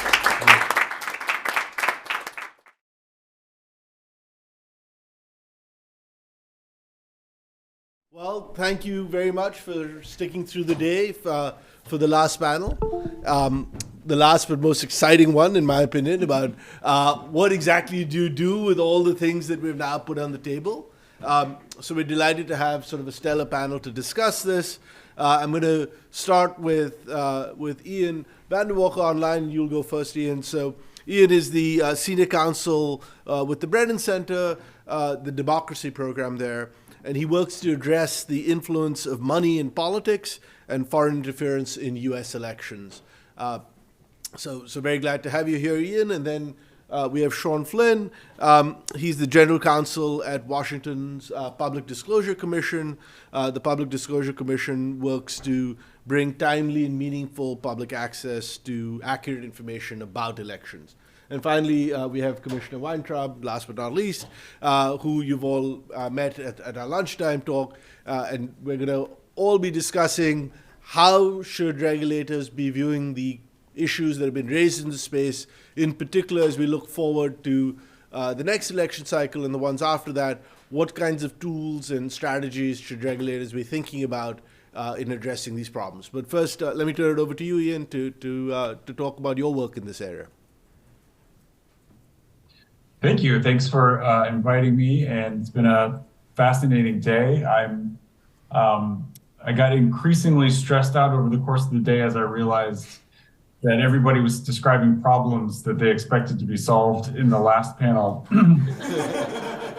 But maybe I can punt some of that to the actual regulators in the room.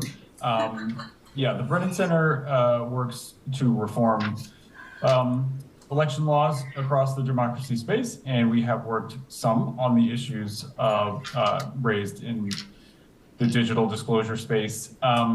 And I will say that I very much appreciate the shout out from Commissioner Weintraub earlier. It had actually not occurred to me to raise those numbers. I'm glad that she did, and I will try to upstage myself by saying that the about 750 million number that 21 families gave and then 3.7 million donors gave, that's based on just dividing the amount of money by 200 because that's the maximum small donation, but actually there's evidence that the average donor gives more like, small donor gives more like $60, which would mean that amount represents something like 12 million people who are being outspent by 21 individuals and married couples. So we're definitely at an extremely unbalanced, and I'll say that also the number at the top, the mega donor number, doesn't include what we call dark money, meaning money that's not disclosed to the FEC.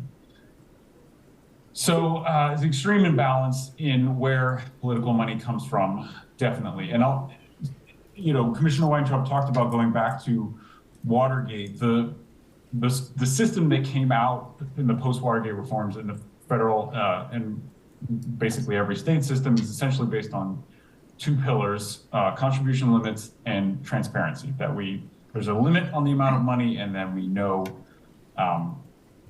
where it's coming from.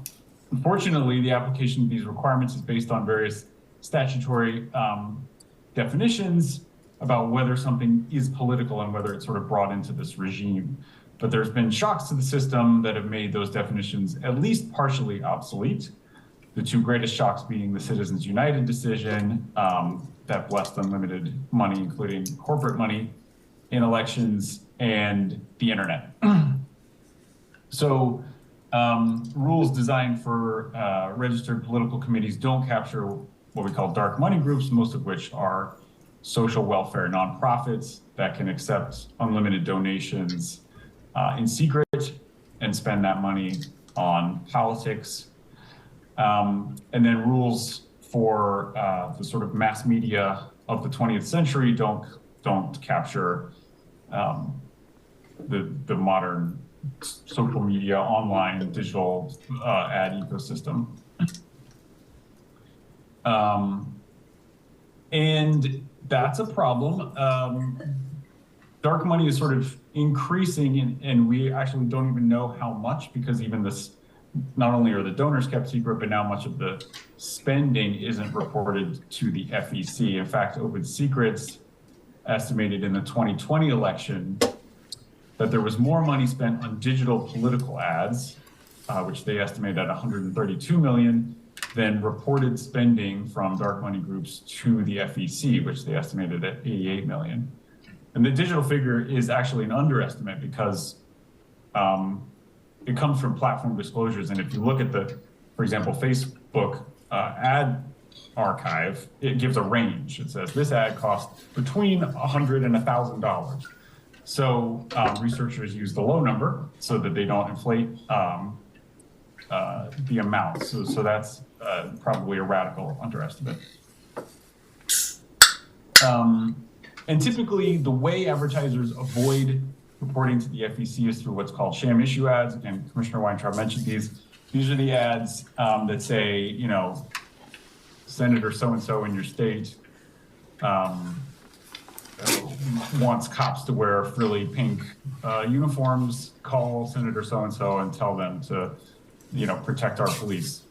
It doesn't mention the election, doesn't mention voting for or against this person, but Senator so-and-so is up for re-election and of course, theoretically is going to be harmed by that negative messaging.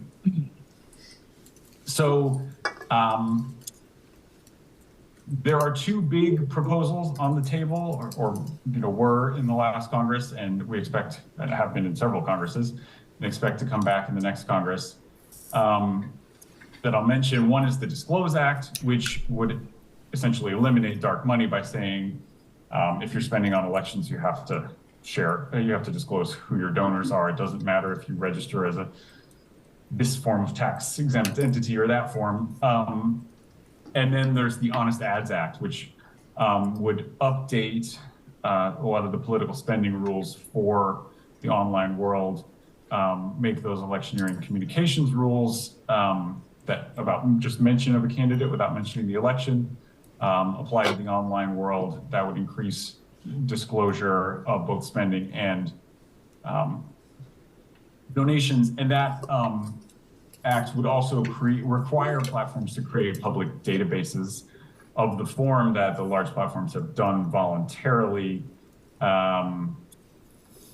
which would have various benefits, including Facebook could decide at any moment to stop having its political ad library, and it would generate sort of minimum standards across different platforms. Those are federal legislation bills, federal bills. States can pass analogous bills that would apply to their own state elections. And if, of course, a large state like California passed something like that, it would require essentially the same way that they did with car emission standards. It would require the industry probably to apply those higher standards nationwide. The other things I'll just sort of mention that I think could do with investment, not so much a policy change as investment, is public investment. Media literacy training, I think from preschool through old age would be massively useful, as have sort of come up various times in the panels. And then funding for nonprofit local journalism. It's a lot harder to sort of trick people and engage in disinformation and engage in scams if there is readily available, locally relevant and trustworthy information available to people. And I'll stop there, pass it back. Sure. Thank you. Thank you, Mihir, and thank you all for sticking around here. And I just wanted to thank the center here for inviting me to represent the Washington State Public Disclosure Commission. As Mihir said, I am the general counsel for the commission, but I don't speak for the commission, so my viewpoints and anything I say here are just my own personal view. Just to give you all a little bit of background, since I'm coming from the other side of the country, and a few of you probably heard of or know a lot about what happens in Washington State, politically speaking at least. Our commission was formed by a citizen initiative back in 1972 and came into effect in 1973. So like the Watergate scandal, we are on the verge of celebrating our 50th anniversary. And as far as I can tell, Washington has a unique position in this area of law, given the citizens initiative that was passed with over 70% of the vote of the people. It's held up very well over time. There's a very comprehensive law that covered a lot of disclosure requirements. It was later amended by another initiative that was passed by overwhelming popular support to include contribution limits and other things. Of course, the law has grown, developed, and become more complex over the years. But the fundamental basis from it was very comprehensive. So we have a strong law that's held up well over time. And just to highlight that, the state was ranked by the Coalition for Integrity with the highest score for its campaign finance law. And as a corollary, the Open Secrets, I think, this last year also ranked Washington first in its lobbying disclosure law. So we check a lot of boxes, I think, for people that are looking at what is good policy in this area. And you know, it's very helpful for someone like me sitting in my position to listen to the previous presenters and all of you that come together that research this and look at this information. In some ways, you are the consumers of our product, and our whole job is to get this information out so that it can be used in meaningful ways, which means we have to think about what does the public want to see? What does the public need to see in order to make sense of the funding sources and all that activity? So it's again very helpful for someone like me to get my mind around this. I really appreciate all the insight. That is a caveat to say, you know, just like Ian had expressed concern, I was thinking the same thing as these presentations were going on. I see where this is leading. You know, there's going to be this is answer. So I'm very honored to be sitting next to expert and just a longtime advocate for disclosure, and I will defer to her opinion on a lot of these questions as they come up. Sure, But- make me solve Well, Ian, I think, can push it on us, and so since I'm going to push it on you, you're last in line. Anyways, you all might be wondering why I'm sitting here, and as important it is for me to hear from all of you, I also think it's important that that I'm sitting here to represent the Public Disclosure Commission. You know, a lot of what you all research and look at are the federal campaigns and the federal laws that regulate that. But Ian pointed out that states also have a role to play in the regulation, and sometimes these ideas kind of come up from the states and can help to push a national standard through. And that's really where I wanted to talk about, because within our regulation scheme, we have, as what I understand is unique in the country. Others might know more than me about this in other places. But when our initiative passed in 1972, there was a provision that all what we call commercial advertisers, or those that sell advertising for business, have to report to our commission. And originally, the law required them to file a report just like campaigns do at the end of election cycle and list all the advertising that they sold during that election. That law was quickly amended a couple years later to its current form, where now advertisers have to retain information. So it's a passive disclosure requirement where they retain all these records, what we call books of account, and have to make them available to the public for inspection upon request. And this is a law, again, that's been going on since the 70s. It's somewhat antiquated terminology, but it was written in such a simple and broad way that we found when a lot of attention started to be paid to online advertising, especially out of the 2016 election, people started to look at our law and say, hey, Facebook, Google, all these online advertisers are required to provide this information already under Washington law. And that precipitated some citizens, some journalists as well, number of people to request records of online advertising that was sold in Washington. And the platforms weren't really knew anything about our law or what to do with those requests, and had a hard time complying with it, and had a hard time responding to those requirements.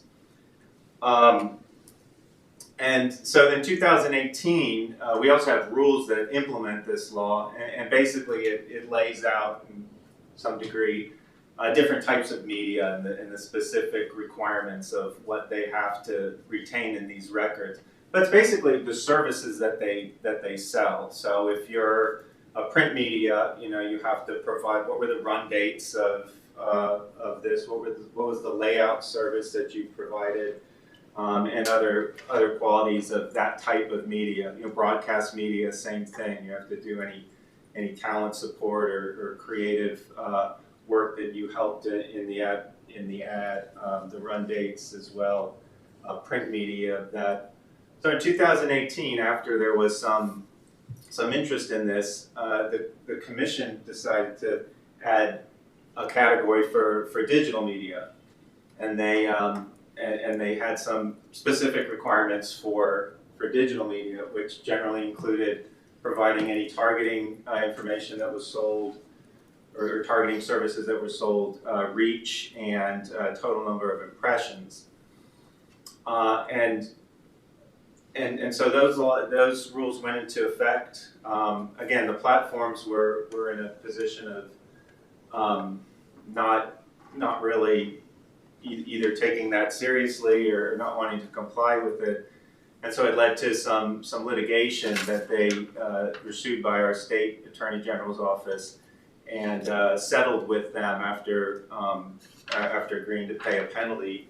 But after that, those major companies, Facebook, Google, and a few others, at that point decided to pull out of selling political advertising, or at least by their policy, decided to stop selling advertising in Washington. Well, we've continued on with our pursuit of this law regardless of that. For one thing, because a policy not to sell isn't necessarily mean that there isn't political advertising sold. And so there were more complaints generated from that after people were denied access to advertising that had still gotten on those platforms, despite the asserted policies of those businesses. But the commission was still interested in engaging with the industry and trying to understand the mechanisms of this advertising, and if there were problems with the enforcement of it, the rules can be tweaked and can try and help them out. And that's exactly what they did in 2000. The beginning of this year, we issued another set of amendments to our rules, and it helped to clarify, like, well, how do you have to respond to a request? When the law was written, it was understood, you'd have this big accounting book and you would just open, you just give it to somebody at the front desk and they could open it up. And for some print shops and other local media, that's how the law operates. But of course, for a multinational, international group like Facebook and Google, and where a lot of this stuff is just automated, that wasn't really a practical way of making things accessible. So there were added elements to allow for responding by email, also for publishing an ad library or archive on their own sites, and to give them a little bit of wiggle room, because what we heard from these platforms was, well, how do we know what a political ad is? We're not in this business, and so okay, well, look, understandably that the volume that you sell, there may be periods where things fall through the cracks, and we don't necessarily want to play a game of gotcha with you. If you do miss something through, despite reasonable efforts, that you can have a period to cure that. So if somebody identifies something that you don't have records on, then you'll have a little extra period to go back, find it, and present it. So that's the latest of where our law stands now. Some of those reforms were done with consultation with experts like you all that look at this information. We talked to campaigns and others, so really trying to get a comprehensive understanding of what's happening and to make meaningful disclosure in this area. It's not at the level where you're seeing all this stuff that you all look for, but it's a requirement on their side. And I think it's an important principle in the law to uphold, that it's not just a disclosure on the sponsors of the political campaigns, but the ones who do business in that area also have a responsibility. And that's part of the legal fight that we've been involved with. As I mentioned, there was a series of cases that were settled against these companies. Well, then after we implemented the rules, those people came back to ask for the information. It wasn't provided. And so our Attorney General had to sue a couple of these companies again. The one case that went through was against Facebook, or Meta now, and just a few months ago, the office was able to win a summary judgment motion against Facebook and its defenses of First Amendment rights that it proposed made our law unconstitutional. We're not successful at the trial court. The case will go up on appeal, and I probably won't talk too much about the legal theories behind that, but at least where it stands now, I think it's an important step forward and to show where, legally speaking, where the responsibilities in this area lie, and it's not just from a single source, and there's meaningful disclosure to be to hold these companies responsible for. So I guess that's the update on Washington. Okay, well, I guess I'm batting cleanup here. Which does not at all mean that I'm going to clean up all the problems. My colleague Sean here reminds me that I probably should have issued my own disclaimer before I started talking, because I also do not speak for my commission writ large. I am only here in my individual capacity as a commissioner, and you get my individual views as a commissioner. I guarantee you that if any of my colleagues were sitting here in my place, you would get an entirely different presentation than the one that I provide. I described the most recent rulemaking regulatory effort at the FEC during the lunch talk, so let me just take a few minutes to respond to some of the other issues that have been raised by other panelists. There was a lot of talk about scam hacks at the last panel, and I am fascinated by that topic and also enraged by it. I hate seeing people ripped off. It just drives me crazy. And I don't know why there isn't more outrage about this. One would think that one could get more regulation in this field because it is, I agree with the preceding panel that it is often the hostility to adopting new legislation and regulation usually comes from the Republican side of the aisle. They don't like regulations. They particularly don't like regulations on campaign finance issues. And I'm not saying anything that they wouldn't say too. Even yesterday when we issued our new regulations, some of my Republican colleagues put out an interpretive statement that is just, purple with prose about the awful burdens of disclosure. So one would think, though, that you could get a little bit more consensus given that often these scam packs are targeting older conservative donors. And it's offensive. These people are trying to exercise their First Amendment rights. They are not doing it very effectively, but they are trying to donate money to causes that they care about, and that money is being diverted. And that does drive me crazy. But it is a hard area to regulate, and obviously there are criminal fraud laws, and that is where the Justice Department usually goes.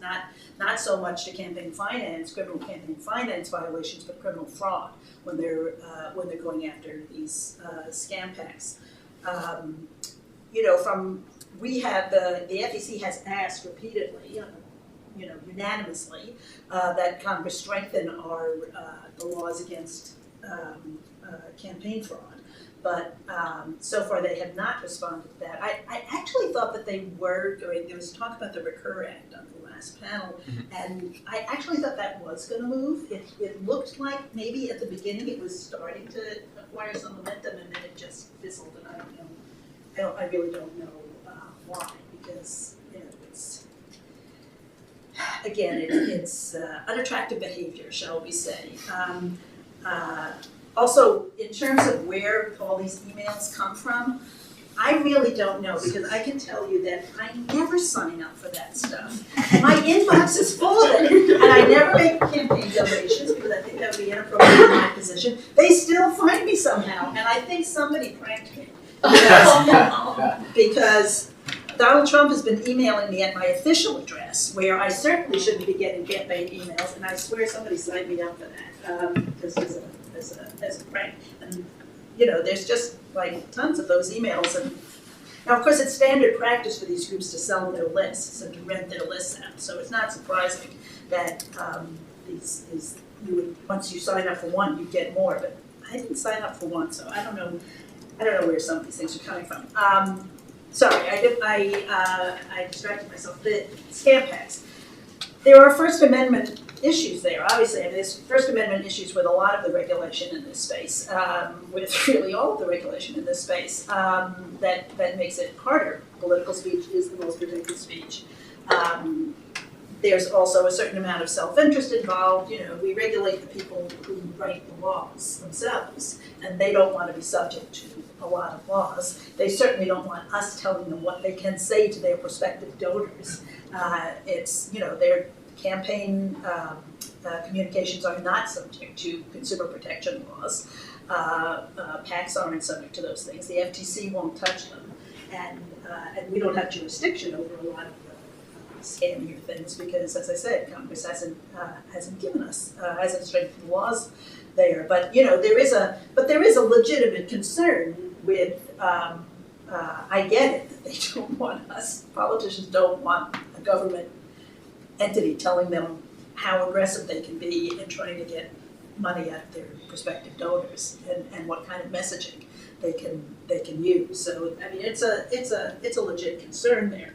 Nevertheless, I think there is more that we could do. And just in case you think that this is only targeting older, unsophisticated people, Daniel Craig got scammed to the tune of, I think, about $50,000 from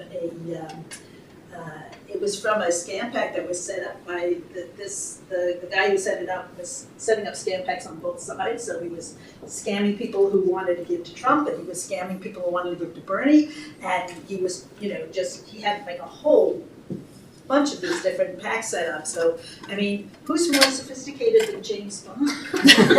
He got taken in by this. It is very hard to tell sometimes. And then there's this other thing that campaigns do where they will use the name of somebody who is very popular. You know, like a party committee will send out, I saw one of these recently, a fundraiser where they used a prominent politician and said, you know, I won't use the name, this prominent person needs your support. And then if you read the fine print, it says actually 90% of the money is going to the party committee, and only, you know, a very small percentage is going to the candidate that they claim that they're supporting. And that's legal because they put it in the fine print. They tell you where the money's going to go, but it's unattractive, let's say, and confusing and misleading. I'm sure that it misleads donors. Ian talked about the Disclose and the Honest Ads Act, and I totally support both of those things, but I have to disagree with my friend that would end dark money. Nothing is going to end dark money because there are legions of lawyers out there. I know this isn't a room full of lawyers, but trust me, there are rooms full of lawyers out there that do nothing but look for loopholes. And there are a lot of wealthy people out there who would rather that you not know who they are. And even the ones that we do know, if you look at Open Secrets at their list of top donors, you wouldn't recognize most of those names. And when that New York Times article came out about Barrett that I told you about earlier, I never heard of this guy before. And obviously he had been giving before, but giving through vehicles that don't get disclosed. I'm familiar with a lot of the big donors, but they are not exactly household names. And many of them go out of their way and hire fancy lawyers to set up elaborate contraptions to, you know, move money from one pocket to another pocket to another pocket so that we won't find them. Now, part of the problem with this is weak laws, but part of the problem is weak enforcement. And I think that This is something that has long concerned me at the FEC, that we are not a vigorous enforcement agency. When it comes to dark money, for example, one of the reasons that we have so much dark money is because there are these groups out there which, it seems to me, are pretty plainly trying to influence federal elections, and yet we get complaints about this, and we cannot get the required 4 votes to even start an investigation. We almost never get the votes we need to start an investigation into one of these dark money groups to see whether they might be, whether they should be registering as a political committee in the schools of their donors. So that's a big problem. And then, of course, we've got the Supreme Court framework, which is just defies common sense. It is still the law that contribution limits are legal because the Supreme Court held back in the Buckley decision that there's an inherent risk of corruption in unlimited contributions that go to candidates. But then in Citizens United and its progeny, we discovered that as long as the money doesn't go directly to the candidates, there's no risk of corruption. It just couldn't happen. So if you give $3,000 directly to a candidate, that's illegal because the contribution limit right now is $2,900. Illegal to give $3,000 because of the inherent risk of corruption in unlimited contributions to candidates. But that same person could give $3 million or $30 million or $300 million to his super PAC that is doing nothing but advocating for that same candidate.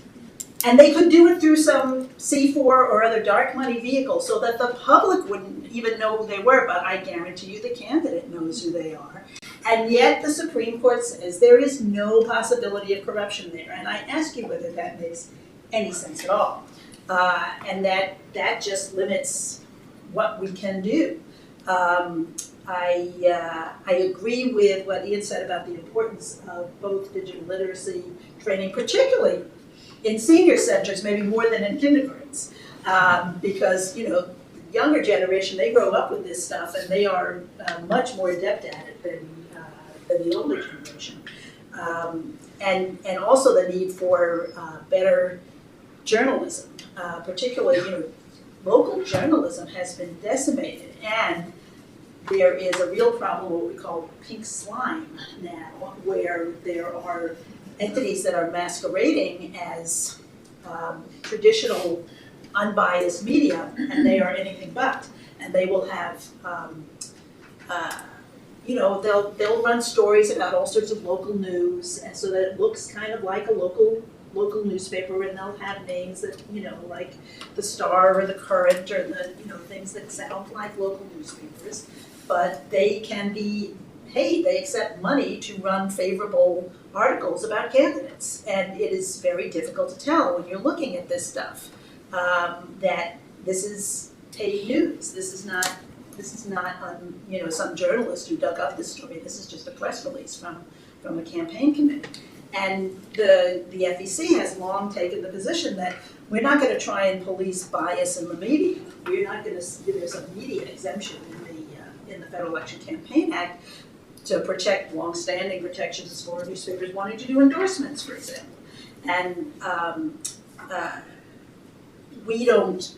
Obviously, you can choose whichever media entity you like, but a lot of them have biases. We're not going to say you're not entitled to the media exemption because there's some bias there. But that, again, limits our ability to go after some of these entities. We've had a couple of complaints recently, and really there wasn't much that we could do about that. So I guess what I have done is given you a long list of reasons why we can't have effective regulatory responses or oversight. But I mean, we could do better, and I think, as I said, we could have more effective enforcement. We could have better disclosure laws, and they, at least currently, would look like they would be upheld under constitutional grounds. I know people who are worried that the Supreme Court is heading towards perhaps cutting back on its long-standing protections for disclosure regimes. But there are, under current jurisprudence, there's certainly more that could be done to protect disclosure and to make disclosure more effective. Now I've depressed myself. No, that's very helpful, and I should say that I in the interest of disclosure, myself, I work with Floyd Abrams on Citizens United and other cases, and I also worked for the New York Attorney General's office. So I have these differing perspectives in mind, and I think one of the things that is inherent in sort of the First Amendment limitations on what you can do to regulate the bad stuff. And so what we've heard today, if I can group it into two categories, one is what do you do with the money that's sloshing around? And then the other question is what do you do with the disclosures or the advertising and the attempts to influence people? And so Citizens United still preserves some ability to require disclosures around donations.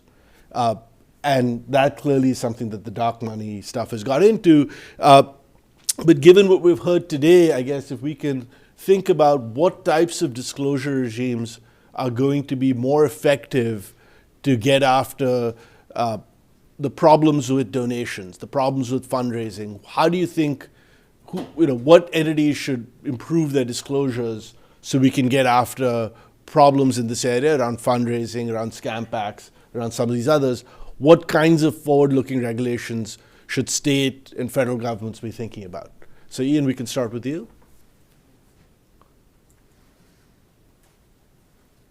I'm sorry, you cut out or I cut out at the end there. Could you just repeat the? Sure, absolutely, yeah. The question is, what should state and federal and state and federal agencies do to improve disclosures around fundraising and scam packs and things like that? What improvements do you think could be made?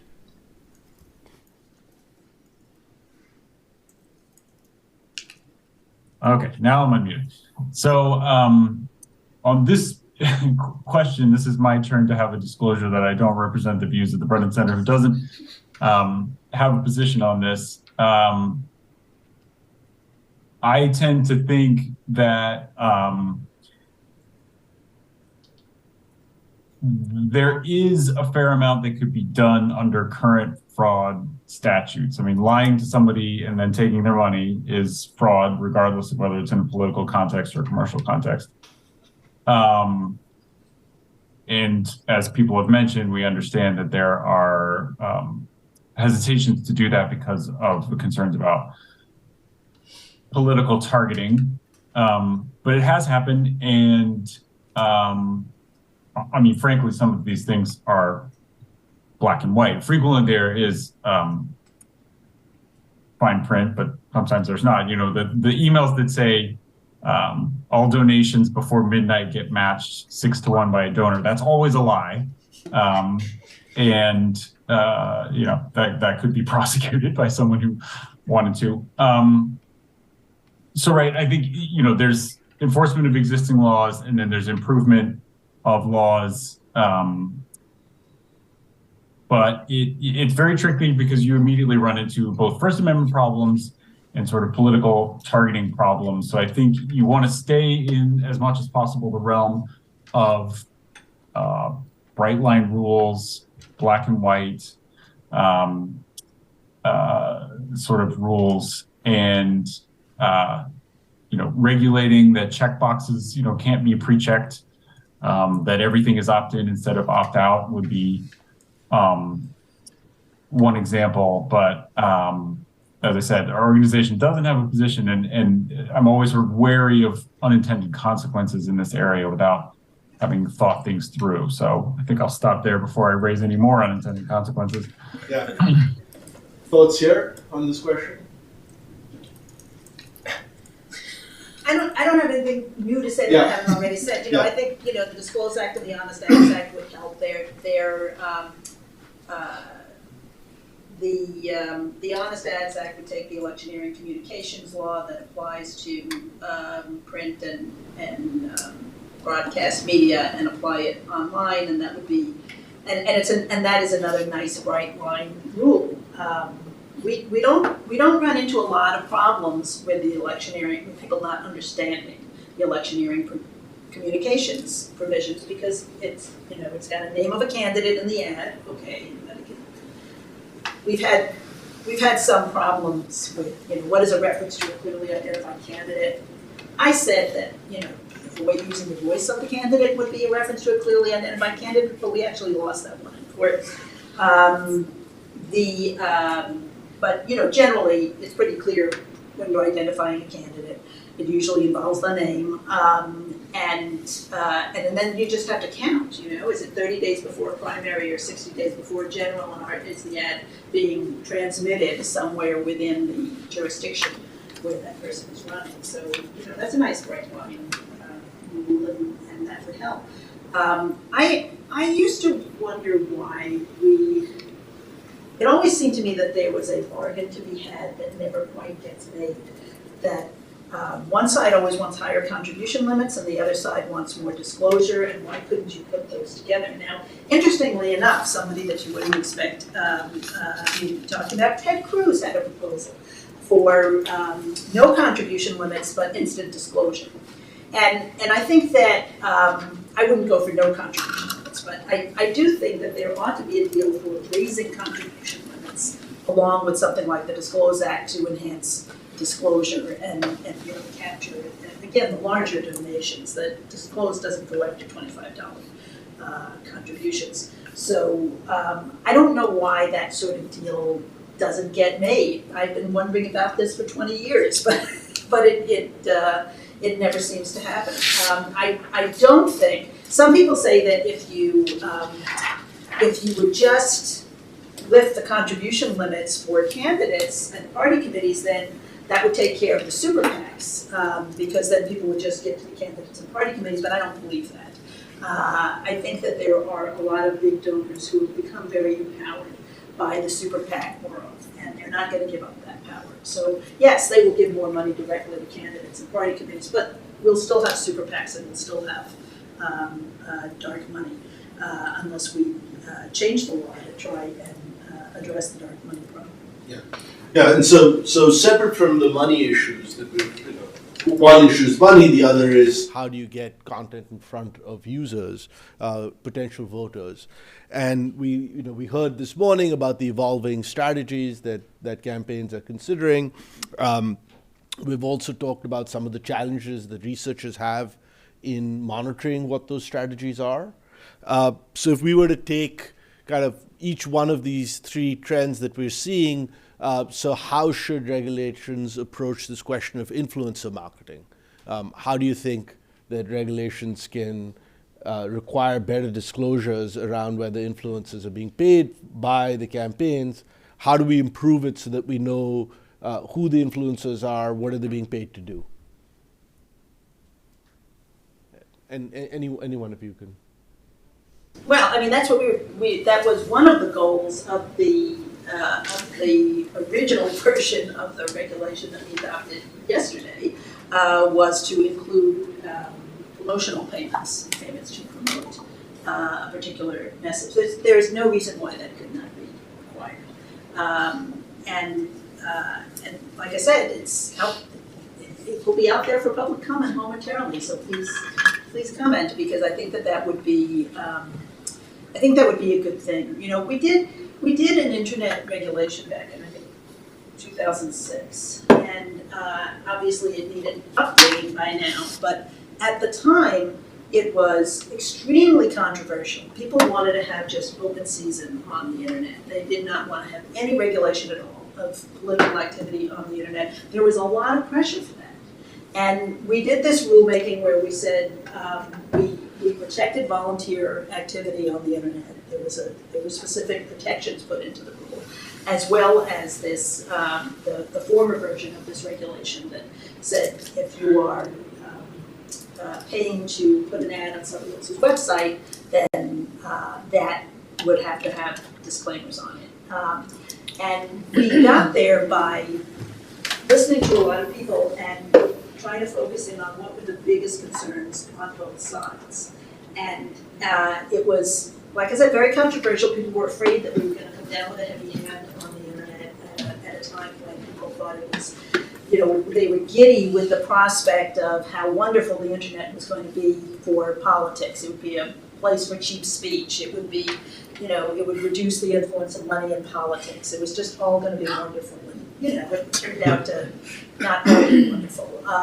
But I firmly believe that even though that rule was not perfect and didn't address everything, that by addressing the biggest concerns on both sides and by coming up with a good beginning step, that we headed off what were real pressures in Congress to adopt a law that would have exempted all activity on the internet from political regulation. And had that, I firmly believe that our regulations stopped that, because people said, oh, okay, that's not too bad, good, done. FEC solved the problem. There have been very few times when people said, oh, the FEC solved our problem. But that was one of them. And had we not done that, I am convinced that there would have been a law passed in Congress, and we would never have been able to get rid of it. And then it really would be the Wild West on the internet. Yeah.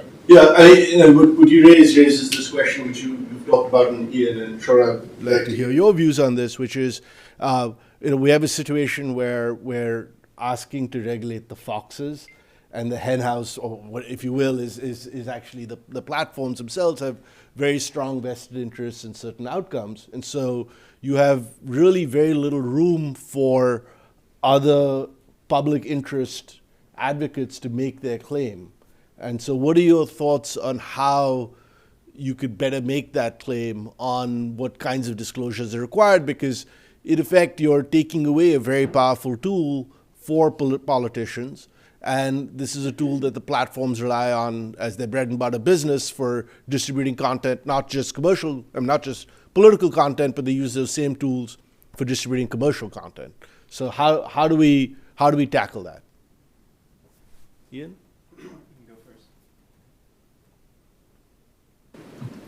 Sorry, this time I missed the beginning. What was the tool that would be taken away? No, the tool of the platforms to distribute content. So, right, if you're going to require additional disclosures of how the platform's algorithms work, that's crucial to their commercial enterprise, and it's also important for the distributing political ads. So they have a vested interest in not having disclosures around what they're up to. Right. I wouldn't have thought that level of regulation would be on the table in any universe. Right. Well, I mean, first of all, I will say that industry always says that for any given regulation, it will destroy their profit and therefore destroy the industry. And that typically is false when private enterprises say that. So, would Facebook not be able to make money if there were more transparency around its algorithm? I think, obviously they would. They would adapt to whatever rules would exist.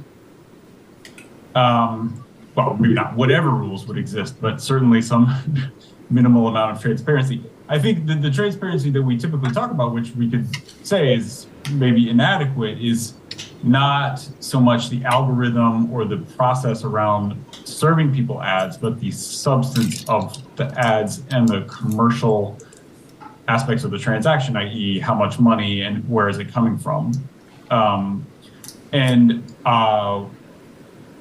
I think there's no argument that would be it might be harmful to the business model at the margins, but certainly not destructive. So, it may be frustrating to the very intelligent, experienced people in the audience, but from the regulatory perspective, we're at a place where the low-hanging fruit has been low-hanging for a long time and has not been reached by the regulatory apparatus. And the pie in the sky fruit is sort of, not even contemplated to some extent, which is, a way of sort of kicking the can and not answering the question, I suppose. Yeah. I'll say from watching this perspective and the discussions we've had with industry, we've always trying to make clear that we're not looking to see inside or look for the ingredients of their secret sauce and the things that they want to protect in their algorithms and all that. We don't care as much of how they do something, but we just, I think if I'm understanding Ian's comments, we just describe it as this is a commercial transaction. It's like, just show us the receipt. You know, this is what you provided them. This is, and if you go onto their site and say, well, what do you want to target? And then you could list the different categories, and then and then you're sold the advertising based on that order. And really, that's how we've described what we think is required for them to disclose, is the extent of the services they provide. We understand and share the concern that we don't want the disclosure to disrupt the business or to reveal something that is proprietary on their front. But I don't think we've gone close to getting to that level.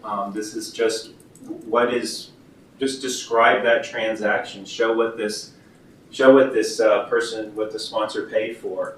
And if those services, if you're selling targeting, if you're selling, if the price is based on the reach or the impressions, that's information that you have readily available, and just show that. The way that the disclosure happens, one thing, some of you might be familiar with the Maryland law that was struck down in the federal courts a few years ago. That was a new law that was created to regulate in this area.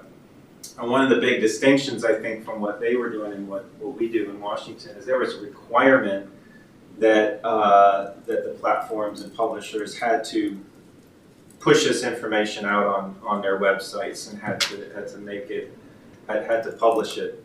Well, we don't have that requirement. We say that's one way to do it. If that's an easy way for you to deal with a public request, is to just put it out there, that's great. Again, we weren't interested in tearing down what they had already created. And we think the commissioners and we and the staff, think some of those ad archives do a service as long as they provide the right information. So we try and work with them to answer those concerns, but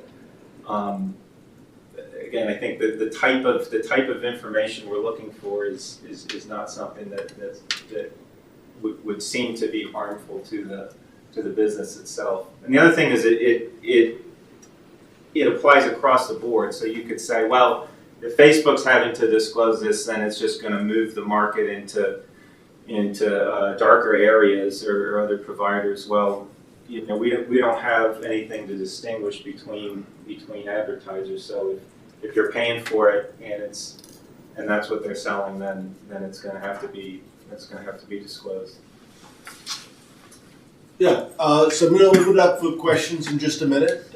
So think of your questions as you're thinking about it. I'd like to pick up on something that Rebecca talked about, which is, clearly, if you're going to produce all this information, somebody has to be out there consuming it. The disclosures about these campaign activities. How do you work to encourage that? What are strategies that you've seen that are effective in making the public at large and experts and others to engage in this process? And where do you think there are gaps or opportunities for regulators to give that kind of effort a boost to improve the monitoring? Well, we rely very much on, we just put information out. We don't do any kind of analysis. We don't crunch the numbers. We do a little bit, but we need to be very neutral about it.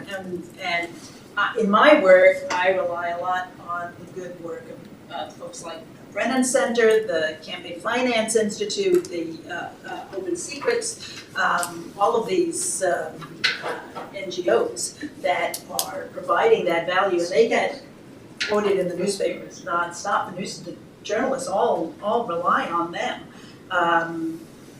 So I think they really have a critical role in all this. I also wanted to comment on the platforms have, to some degree, they've told us what they consider the low-hanging fruit is, because when they were under a lot of pressure, Facebook was under pressure because of the Cambridge Analytica scandal, they started to look for things that they could do to say, hey, we're actually good citizens here. And before the FEC got around to fixing our disclaimer regulation, Facebook said, oh wait, we got that. They just started to run the disclaimers sort of as a border around all the ads so that it wouldn't take away anything from the messaging space. And they, more or less solved the problem for us for a while. They created the ad libraries. They're not perfect, they're clunky and they're hard to use, but it was something. Different platforms responded in different ways to concerns about micro-targeting. Some, Twitter stopped running political ads altogether. Facebook and Google, they all came up with different parameters for how much micro-targeting they were going to allow or not on their platforms. But these were all things that they basically signed up for. They said, okay, maybe we're not going to disclose everything in our algorithms, the stuff that we hold most close, but there are things that we can do. And I think a certain amount of pressure on these private sector groups to step up and do the right thing, because they are, it doesn't solve all the problems, but they in some ways they have been good corporate citizens. And this is how, when I opened up my presentation, this is what I said, is that you all are the consumers. We've talked about this a lot in our agency, and I think the idea that just the public is somehow going to get interested on their own and individually they're going to search through all these records and make all these connections, it may be a false promise to think that that's how the public is going to engage directly with the source of this information. So I think working with the folks that can analyze and research the information, and academia is definitely right up there. The nonprofits and organizations like the Brennan Center are very, advocacy groups are very important. And I forget, I think Ian mentioned journalism too, is very critical. We've been blessed to have a local independent person emerge and take over a media publication, and just uses our numbers and weaves narratives and stories about it. It's really interesting, and a lot of people are engaged in it. And I think those are the examples that we need to, and as regulators, we need to be out talking to you guys and understand what's the information that you need to analyze. And that's why, again, that's one of the reasons why I'm very happy to be here and help to make those connections. Ian, do you have something to add to that? I would echo the statements. I think, having looked at the raw data, it is not easy to make sense of, and the need for journalists to say, okay, here's an elected official who you care about, and here's how the money, how they rely on money is essential.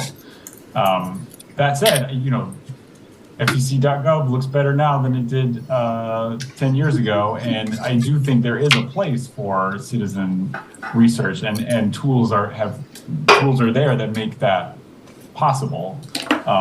But journalism is an essential sort of transmission node here. And following up on that, we did put a lot of resources into our, and continue to put a lot of resources into our website, into our public-facing program, and a number of years ago we developed this API so that researchers can kind of come in the back door and suck all the data out and put it in their own spreadsheets and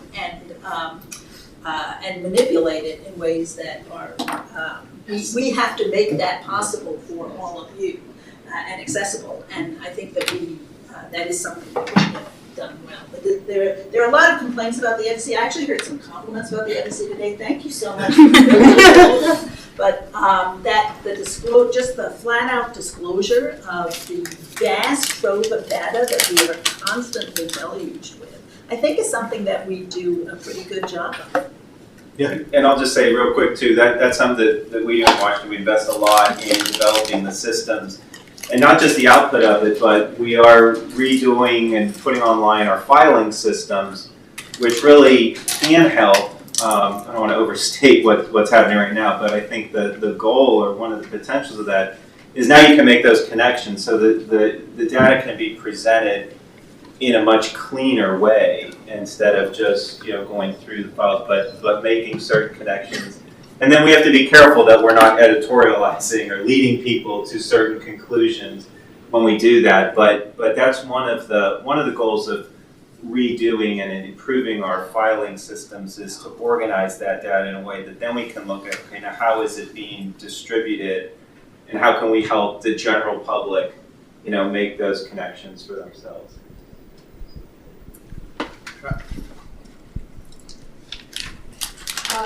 First of all, let me add another important compliment for the FBC that people might not appreciate. Since the rise of online fundraising platforms, the sheer size of campaign contribution files have absolutely exploded, those of you know. So it's a huge administrative burden upon the agency, and thank you for doing the great work of data warehousing.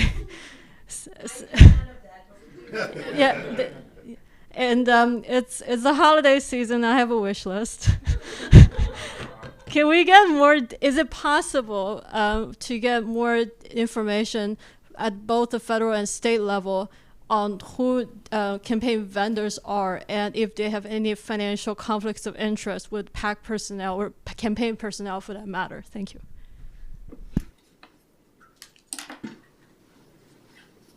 That is a really, the whole topic of vendors, I'm not actually going to answer your question, but it reminds me of something that I care a lot about, which is there's been an emerging problem of campaigns sort of having mega vendors.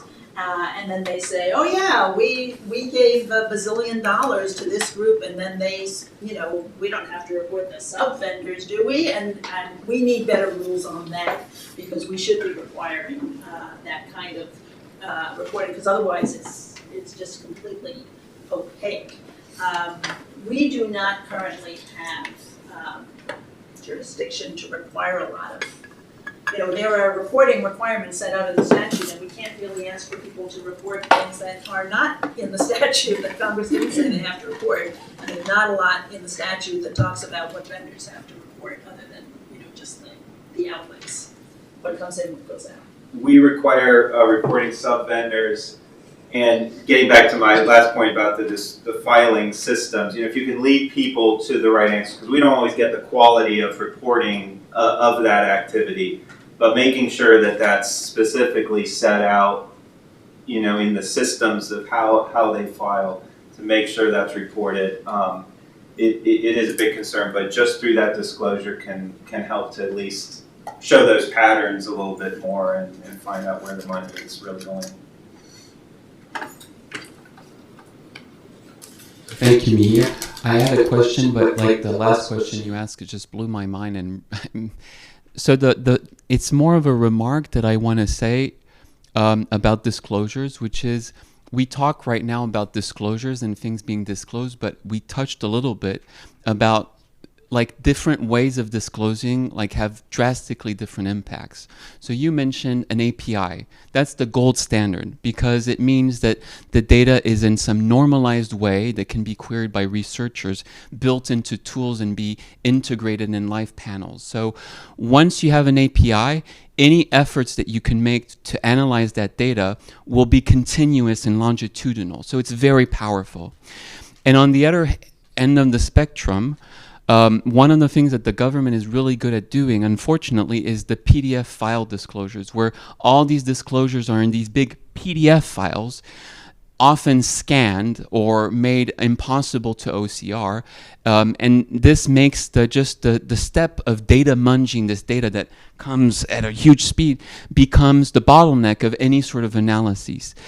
And then there's another part of this puzzle that you mentioned, which is that I find that a lot of government agencies misuse funds considerably by trying to be the journalist that reports on that data. So by trying to make interfaces that the end user can use, and that's a huge waste of time and of money because often the technologies used get outdated before the project is released. So you build this really wonderful vision of like how you're going to be able to slice and dice the data, but that makes the job of researchers harder because then they have to go behind that platform, and it doesn't inform the end consumer who never goes on those platforms to find the. So the reason I'm saying this is because we know this problem, and the reason I know that is because I was just reading that there was regulation, that there was somebody was trying to make the disclosures PDF instead of machine readable. So I think that as often as possible, encouraging these disclosures to be machine readable is really the goal target. And it's, yeah. Sorry, let me interrupt you for a second. You just have 2 minutes. Yeah. Do you have a question? The question I wanted to ask is, to what extent is that discussed within the halls of power? To what extent is there, because you mentioned an API, to what extent is there this awareness that that's really where the goal is? Well, yes. A lot of that can be resolved with electronic filing, which is now required for most reports above $50,000. And I would argue that we really ought to make them all. Everything ought to be electronically filed, so they will be instant researchable. We up until a very few years ago, Senate reports were all filed on paper by statute, and we would, I mean, literally, they would do the reports on their computers using software, print them out, bring them to us, and then we would have to re-input all of the data. And of course, there was a time lag on that. And, you know, every so often we have somebody who's like a wise guy. So, you know, I remember a large entity that does a lot of political activity where they would handwrite the reports. And it was legible. You know, it's not like they were doing it sloppy so you couldn't read it, but they knew that that would require an extra step on our part and would delay the disclosure by a couple of days. So, you know, the more that we can require just sort of blanket, I mean, everybody does it on their computers anyway. They just ought to be able to hit the send button, and then you avoid that the PDF problem. But we have seen that in other aspects of our work. For example, there are old enforcement matters that we have records of that are useful for lawyers who are researching the law, and some of those were originally entered as PDFs because it was easier to do it back then. You know, and I mentioned earlier microfiche. You know, we had to translate all that microfiche into actual data. You know, and we need a budget for that. We needed funds to do that. Great. So let me ask you to close then by one thought, one suggestion you would have that you think should be, you know, the low-hanging fruit that would help for the next election. What do you think that is? What is the one low-hanging fruit that is missing that we could all take on? Let me start with you, Ian. Well, despite having introduced the phrase low-hanging fruit, what is low-hanging fruit in the current political environment when one of the two political parties is essentially opposed to all regulation in this space? So,